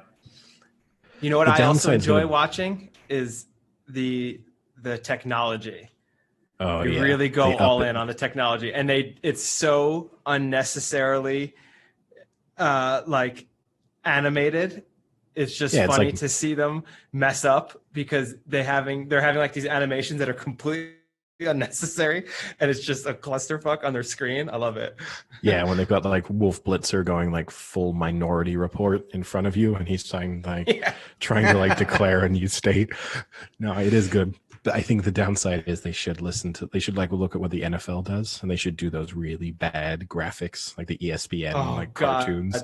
They should have animations. a Trump animation, like running over Joe Biden in Pennsylvania.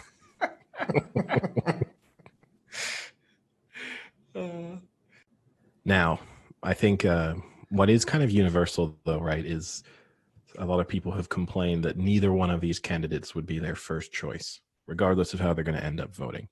So, interesting thing is, I thought, if you could have a presidential and vice presidential ticket, but involving current or former professional athletes, who would be your ideal ticket and why? Sam, what do you think? I wonder, I had, when I thought about this, I did think of like clarification questions. Do you want them to be a serious ticket? Or are you just thinking like who could give the most like personality to it, or who could be the most hilarious in the office? Like, are you try and convince me? Try and convince me. Ticket. Dream ticket. Maybe you think they could really win. Maybe you think they would just be the best outcome. Try and convince me and try and convince Frank that if we could, that we should vote for them. I would go.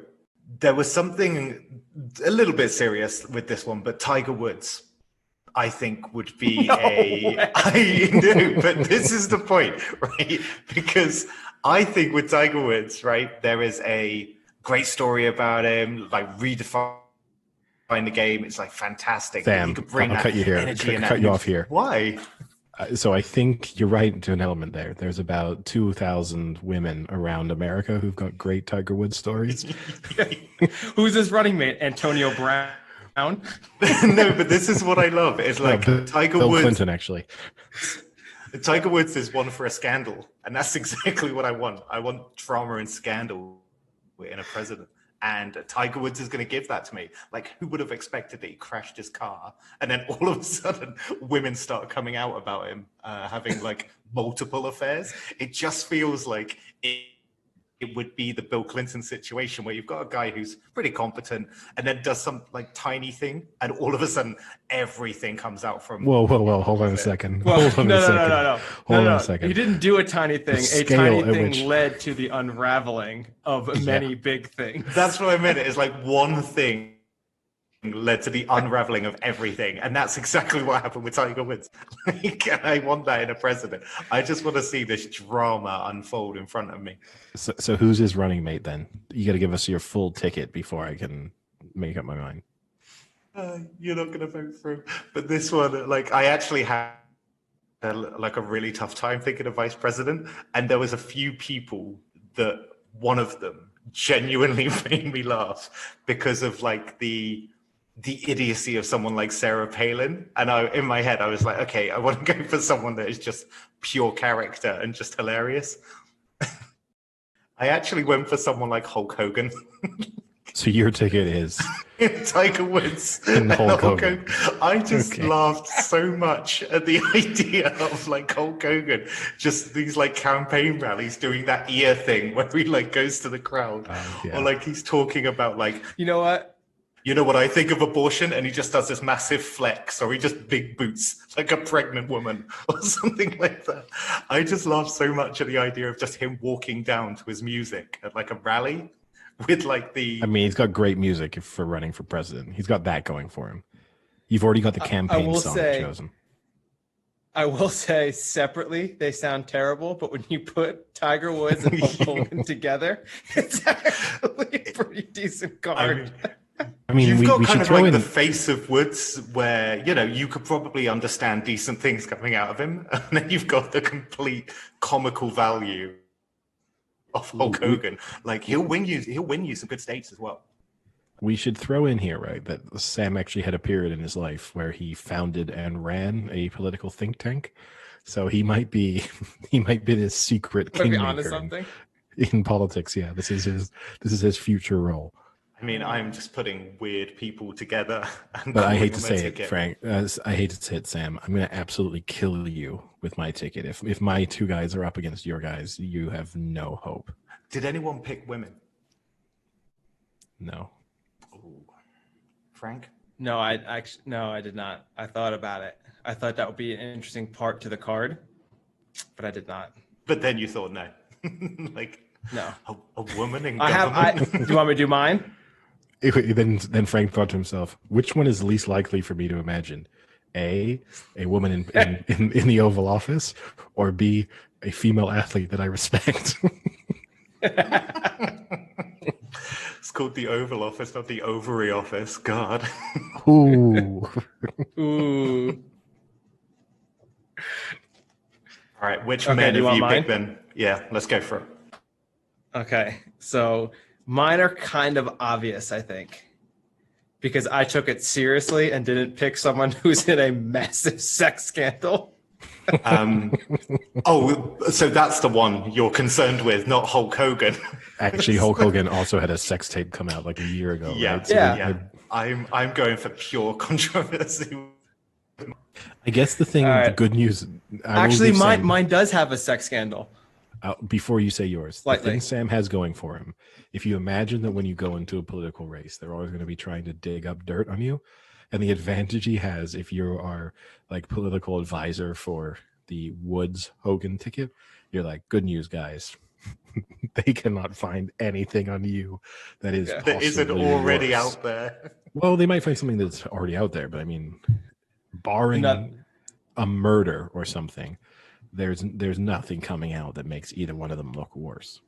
It's another classic Parks and Rec episode where they pretend that if they were to run for office, what dirt could each other of them find on each other? And there's the one where Aziz Ansari is in the Jedi outfit. And they say he's in Taliban robes. Taliban robes. He's like, I was a Jedi. He's like, say it to the American people, Taliban. That's a very good one. Okay, so mine does also have some controversy in it. I'm going Peyton Manning for president and Derek Jeter as vice president. Interesting. So I think you get the Manning effect of just being like that everyday guy, successful. He'll put his head down, do the hard work. He's personable, kind of goofy, doesn't take himself too seriously. He could do like an episode on SNL of himself, things like that. And then you have Derek Jeter, who's solely there to get all the minority votes. Oh, that's the only reason he's there? Oh, wow. I mean, that is... I can imagine your thought process as well, going like, I wonder if I want to take someone's stance on immigration or abortion or like maybe their character or personality. No, just about picking up minority votes. You're really thinking politically on this one. Hey, it's the name of the game, right? And you have to figure, too, now he's in Miami, so he's going to get a lot of that Latino vote down there. You know, he's got a lot going for him, and he's a good businessman. You know, he's running the GM of the Marlins. He's a solid vice, I think. Here's an interesting question for both of you. Which party do you envisage your ticket running for? That's exactly. I was just about to say, Frank, yours has got to be a Democrat ticket. Mine's a little bit confusing. Does it? Mine's a little bit confusing because I've got a feeling that Hulk Hogan would have to be Republican, but you would think maybe one's got to convince the other, right? Yeah, I would like to see. I don't know if Manning's a Democrat. Tough one. I would say so. It comes across. I would say Democrat. Historically, no, based on where he's from and stuff like that. But that maybe I also can't see Manning being a Trump supporter. So I think maybe he's evolved into a Democrat. Derek Jeter, I'm going to assume, is a Democrat based on. For you, Sam, I think you might be surprised. It wouldn't surprise me to find out that Hulk Hogan was a Democrat. I think you could be looking at 2 Democrats on your ticket there. You could be. Now that doesn't mean they have to run as Democrats, but I do think naturally you might have 2 Democrats there. He could be picking up some serious, like, Bible Belt Southern state votes if he was Democrat. Now, here's the interesting thing. My ticket involves... Wait. Before you do your ticket, I just did a little quick search on Manning's politics. So most people are suggesting he would side Republican. And one of the reasonings is It says get a little more insight on where Manning stands by looking at the people he's gone into business with, specifically Papa John CEO, the first person Manning kissed after winning the Super Bowl. Yeah, true. Not a great If that's any indication, he is strong Republican. True. Okay. Well, I'm going to say that my presidential candidate is definitely a Republican, although my vice presidential candidate is definitely a Democrat. So I don't know which party they'd end up running on. My presidential candidate is historical winner. He is going to bring back the respect that Christian conservatism in America needs and wants. And he's then going to have someone on his ticket to bring in the minority vote and to also bring the kind of social activism in that the Republican Party needs. My presidential candidate is Tim Tebow, and my vice presidential candidate is Colin Kaepernick. So much in common, both fundamentally peaked in their footballing careers around the same time. Both famously kneeled. So no matter what, no one can be anti-kneeling, because if you hate Colin Kaepernick's kneeling for police brutality, you got to love Tebowing. So either way, everyone's going to be It's the slogan, kneeling. We kneel for you, America. Exactly. Unite America over kneeling. That's the first move. So everyone's on board there. On top of it, too, you know, you've got the fact that Tebow he's a realistic candidate. In 2012, NFL fans voted on which quarterback they would most like to see as president of the United States, and Tim Tebow won that vote. So I know I've got a groundswell of support. I'll ignore the fact that only 2,000 people technically voted in that. I don't care. I know I've got the data to prove that he's a viable candidate. In 2018, he was asked if he was considering running for president in 2020, and he said he would not rule it out. So I have a live candidate here. He has said if God wants him I have a slightly live candidate as well. You do. The only one who doesn't is Sam. But you do, particularly his vice presidential candidate. I don't know. I think I don't know. Candidate is more viable than his president. No way. Yeah. Could we also just let you know that The Rock is meant to be like a front runner next time out? Oh, yeah, but the Rock and Hulk Hogan are very different people. I at least might like. And then, has an NFL player ever come close to the White House? I mean, physically, yes. In terms of they go every year when they win the Super Bowl. In terms of being president, no. I guess I'm going to say that I think like Senate the closest.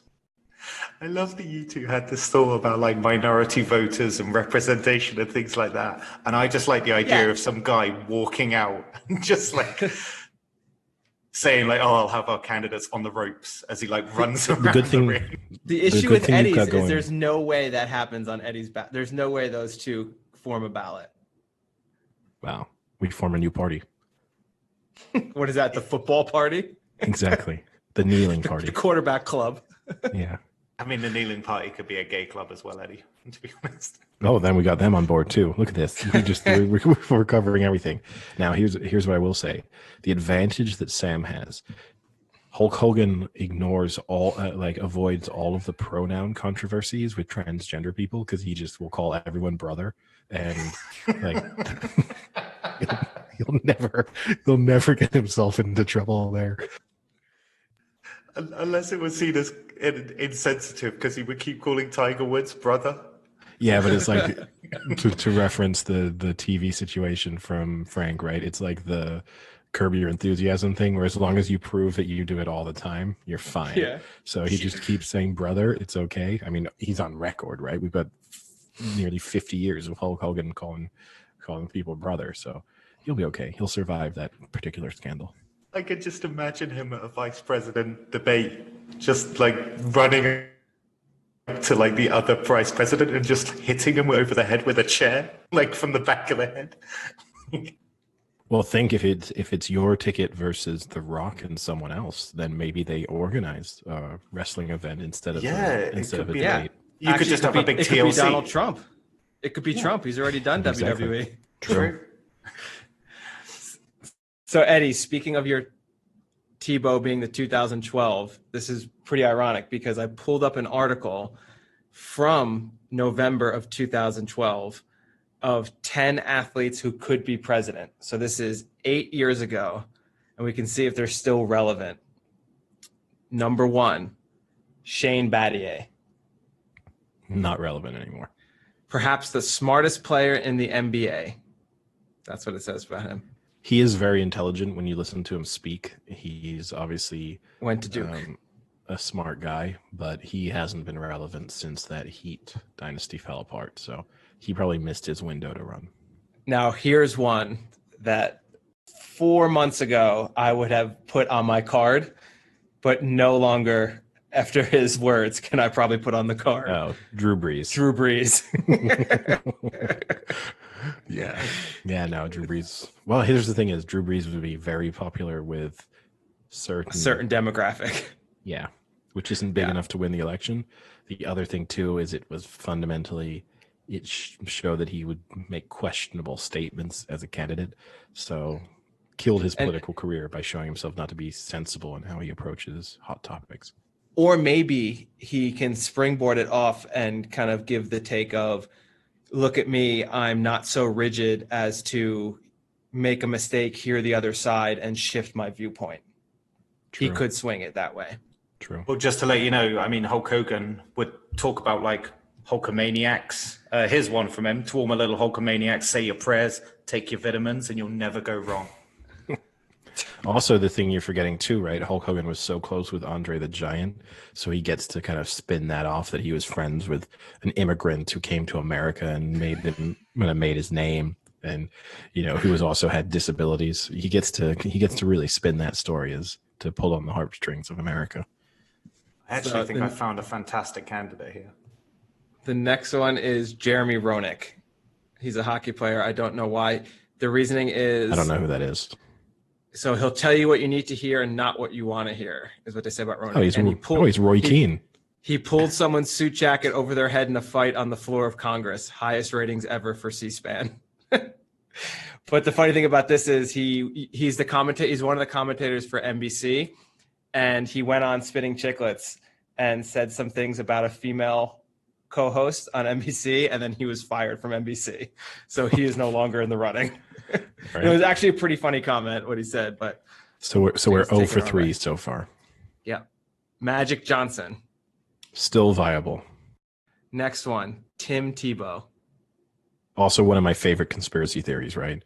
Magic Johnson was never HIV positive. This is not that I totally believe it, but it's one of the few like legitimate conspiracy theories that I can kind of get on board with, is that they convinced Magic Johnson they needed a like non-gay face of the HIV AIDS movement so that it normalized the concept of having HIV. Wow, that is crazy. It's an out there theory, but of the out there theories, as far as they go, so it's like not landing on the moon or that George Bush plotted 9/11. I can't get on board with those. I could maybe get on board with the Magic Johnson HIV one. Tim Tebow, we discussed that one. Best candidate ever. This is one, I don't even know who this is. Chris Klue. He was the Vikings punter who's taken stands on such issues such as gay marriage and voting rights. He's got no problem calling out existing politicians for rampant hypocrisy, though his language of choice wouldn't quite pass. I remember he had his moment in the sun, particularly over the gay rights stuff. I do remember him being pretty outspoken on Twitter and stuff. So I vaguely remember who he is, but obviously it's laughable to think that a punter could ever spin a punting career into being a politician. No one likes him as punters. Why would they like him as president? Yeah. Now, here's the one thing I will say. Having watched the Cowboys game yesterday, just as a slight detour, we've spoken before in the past about how quarterbacks need like the quarterback face and how they need their head to look right in the helmet for you to really have full confidence in them. Ben DiNucci has like the face of a punter, And every time he just gets the ball, I just think to myself, like, you're playing the wrong position. Like, he just does not look like a quarterback. But anyway, keep going with your list. Jeff Burton, the NASCAR driver. Yeah, I don't know who that is.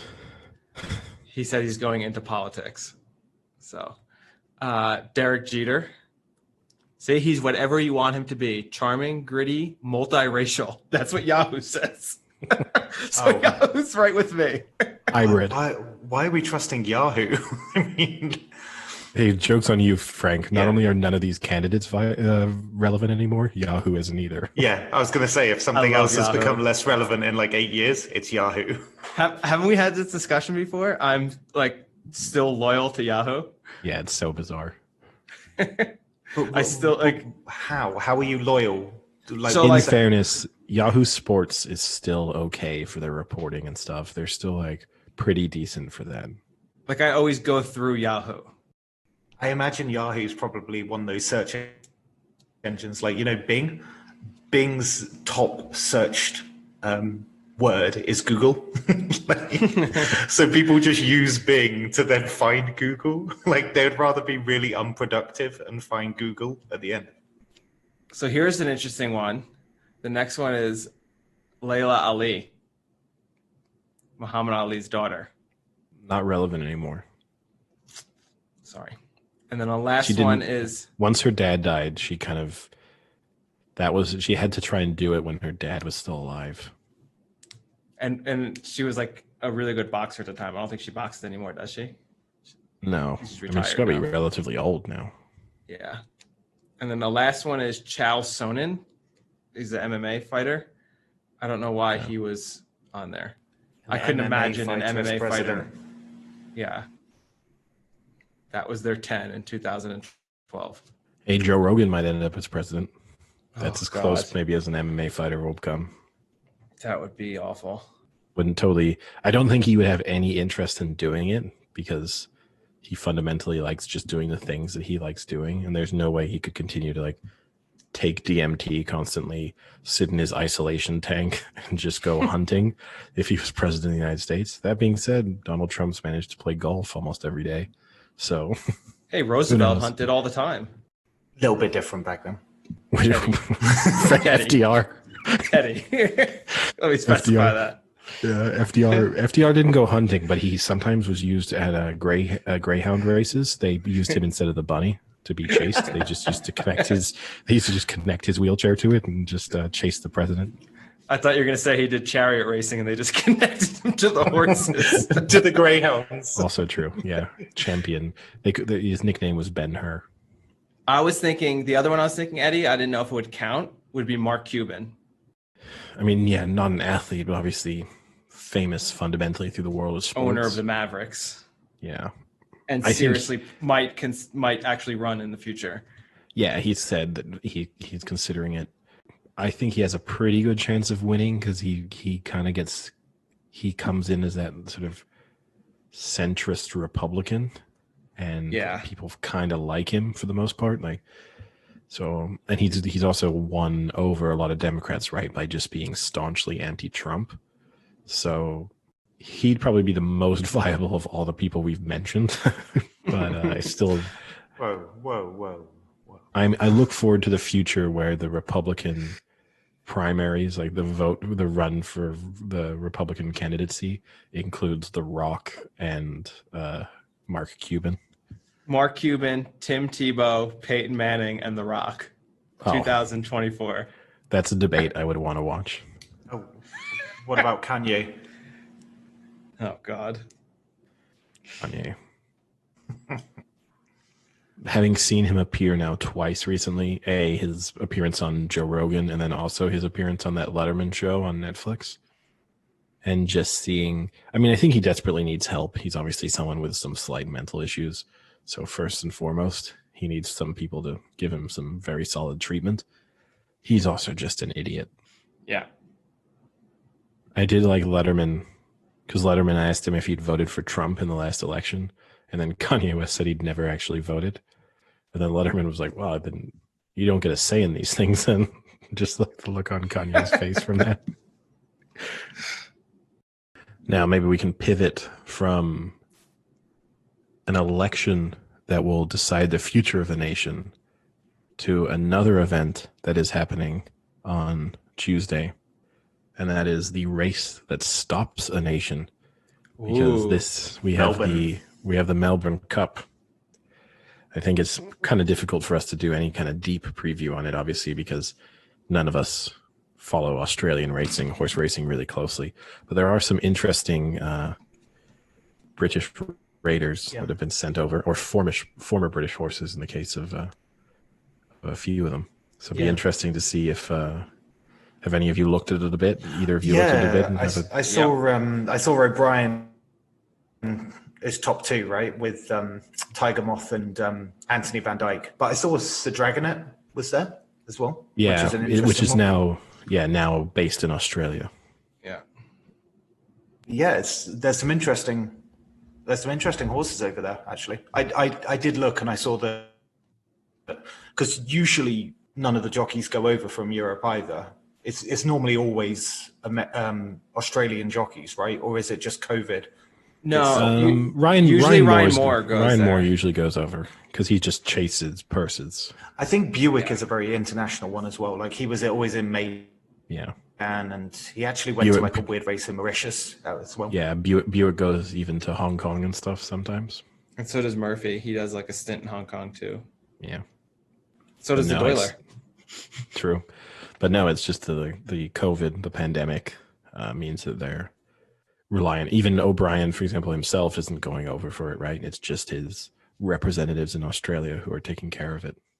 Yeah, I mean, I didn't look too much into it, but the thing I saw was Tiger Moth is favored, and I probably rightfully so. It's probably the best horse in there. It has been pretty lightly raced, so it's tough to truly gauge how good it is because I think it's only had 3 races this year. But the interesting thing is it has a really wide draw, and the difference that people say a lot between the UK racing and Australia is the draw does matter because the turns are so tight, and having a wide draw can be a much greater disadvantage in Australia than it can in the UK. So, but that's not to say that it's still not possible, because I remember this is a while back now, when Adelaide went down for the Cox Plate, and that was Ryan Moore actually went. That was like 4 or 5 years ago. That was an O'Brien horse, and it had the wide draw, and Ryan Moore had a masterful Ryan Moore ride and won that race. But they said it was, pretty amazing what he was able to do from the wide draw. So that's, I guess, just something to keep in mind. Yeah, it's an interesting one too, because the other issue here for some of the horses coming from Europe is that they are untested over this distance, because it's a 3,200 meter race. So several of these have never raced over quite that far. So that's the other sort of factor in play, including with Tiger Moth, is that you're also hoping that it stays that extra distance. And there's reason to believe that it will. But you are taking a leap into sort of multiple unknowns, which is never ideal when you are picking a horse. And the other thing too is it's a handicapped, right? And I'm pretty sure I read that Tiger Moth has a really low weight because it's only had 4 races. Yeah, Tiger Moth is, and I think Anthony Van Dyke is top weight. Top weight. Yeah. So no, it's interesting. My pick, not that it's a very confident one, is Surprise Baby. That's my finished 5th last year. Finished very strongly. Came from well off the pace and flew home to finish 5th. So hopefully, if it gets a slightly better positioning in the race this year, then could well win.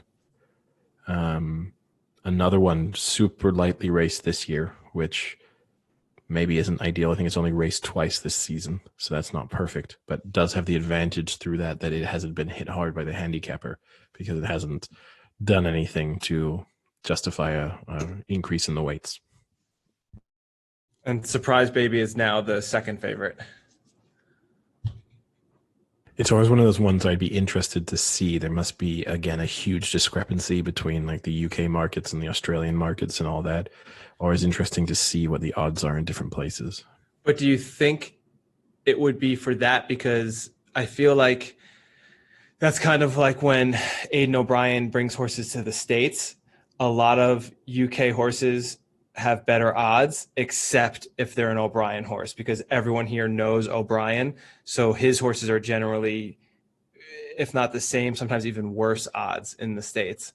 So I wonder if like a horse like Tiger Moth still has, like a 5-6 to 1 odds, but another, English horse, I think Joseph O'Brien has some, right?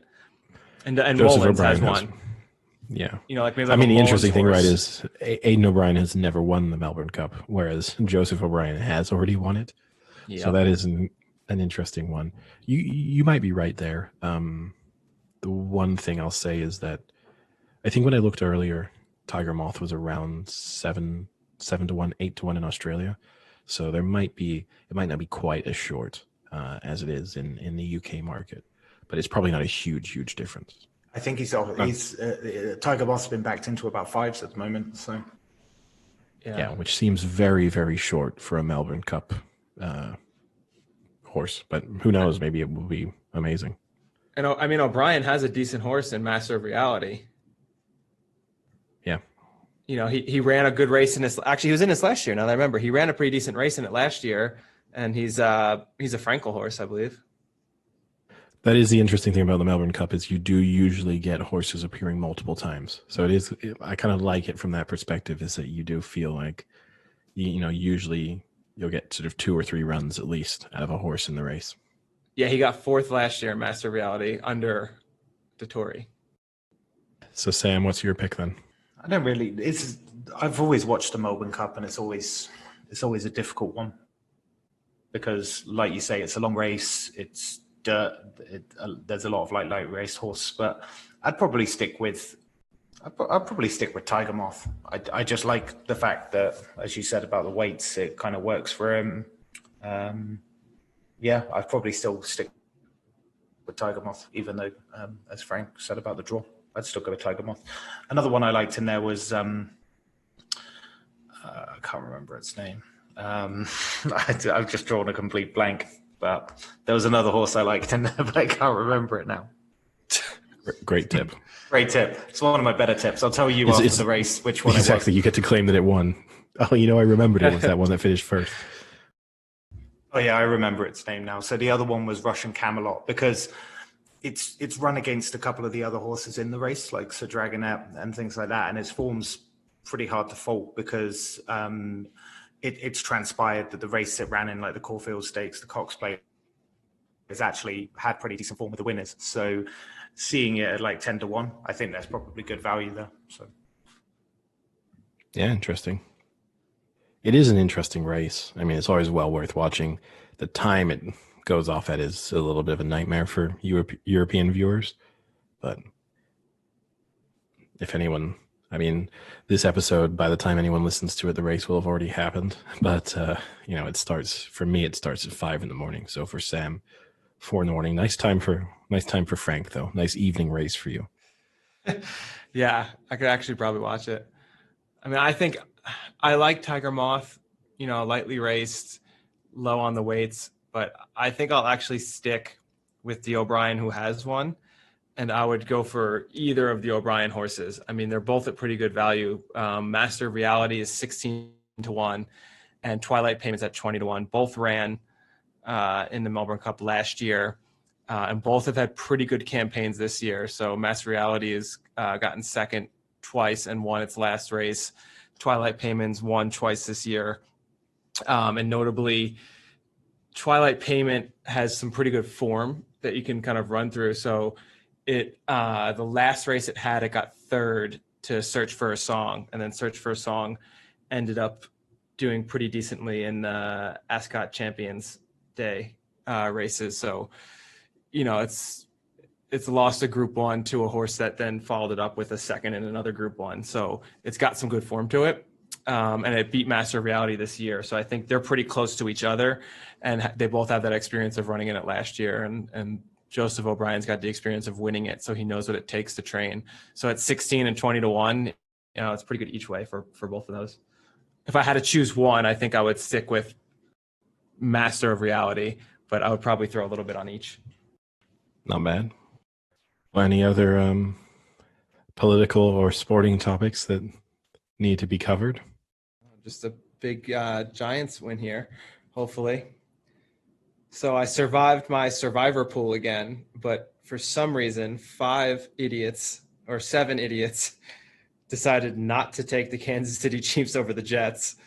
Hold on a second. You spent like 5 minutes trying to convince. So that was the move. It may have been the move. The Titans. What? Who'd they take that they lost on? They took the Titans. I think there was like 3 or 4 on that one. The Packers, there was 3. And the Rams, there was 1. So that's the 7. Yeah. And there's another 4 that have the Bucks tonight. The Bucks I can get just that was who I would have picked, be the Bucks. I could get anyone taking the Eagles, the Bucks, or the Chiefs in this weekend's games. Now, as it transpired, the Eagles, not a comfortable win, but I can get that move. If the Bucks win today, there will be 50 people left in the Survivor. Not bad. So not bad. I'm very disappointed that I'm not one of them. I'm the only one left out of all of our people who have entered in it. It's a little bit upsetting. Yeah, isn't it? That the worst picker is still in it? Yeah. Well, yeah, should be a good game. I'm excited to go watch my Danny Dimes fumble 3 or 4 times. And worth saying, everyone, you get a special surprise this week because we will be having our bonus episode, which will drop on Thursday. So you'll get to listen to us 3 times this week. What could be better? Lucky devils. Anything. So what is our special episode, Eddie? Our special episode is it's our first interview. It's our first special guest. And we will be speaking to Zealand, who is a football manager, YouTuber / streamer / commenter. And we will be talking to him about the new version of Football Manager that will be coming out in a couple weeks. Kind of how he got into his YouTube streaming life, kind of to obviously as an American to have wound up playing the game that he does is a little bit unusual, and just talk about what he's expecting from the new game and kind of how he'd like Football Manager to be improved. So if you don't like Football Manager at all, probably can give this one a skip. But if you have no idea what Football Manager is, Eddie? Well, the clue's in the name, right? Yeah, it is. It kind of is one of those games that does what it says on the tin. But if you have no idea what it is, we'll do a little introduction to the game anyway. So if you really want to find out what it is and maybe think that it might be something for you, if you're at all interested in football, and by that we obviously mean not American football, like European football. Ooh. If you have any interest in that, in joining the socialist side, you can listen to us on Thursday. Sweet. I'm excited to do an interview with someone that I have no idea what they do. Well, that's what you can ask him. You can just open straight out and just say, "So what? Who are you? Who the hell are you? Why are you here?" All right, boys. Well, I guess I'll see you in 2 more days. See ya. Cheerio.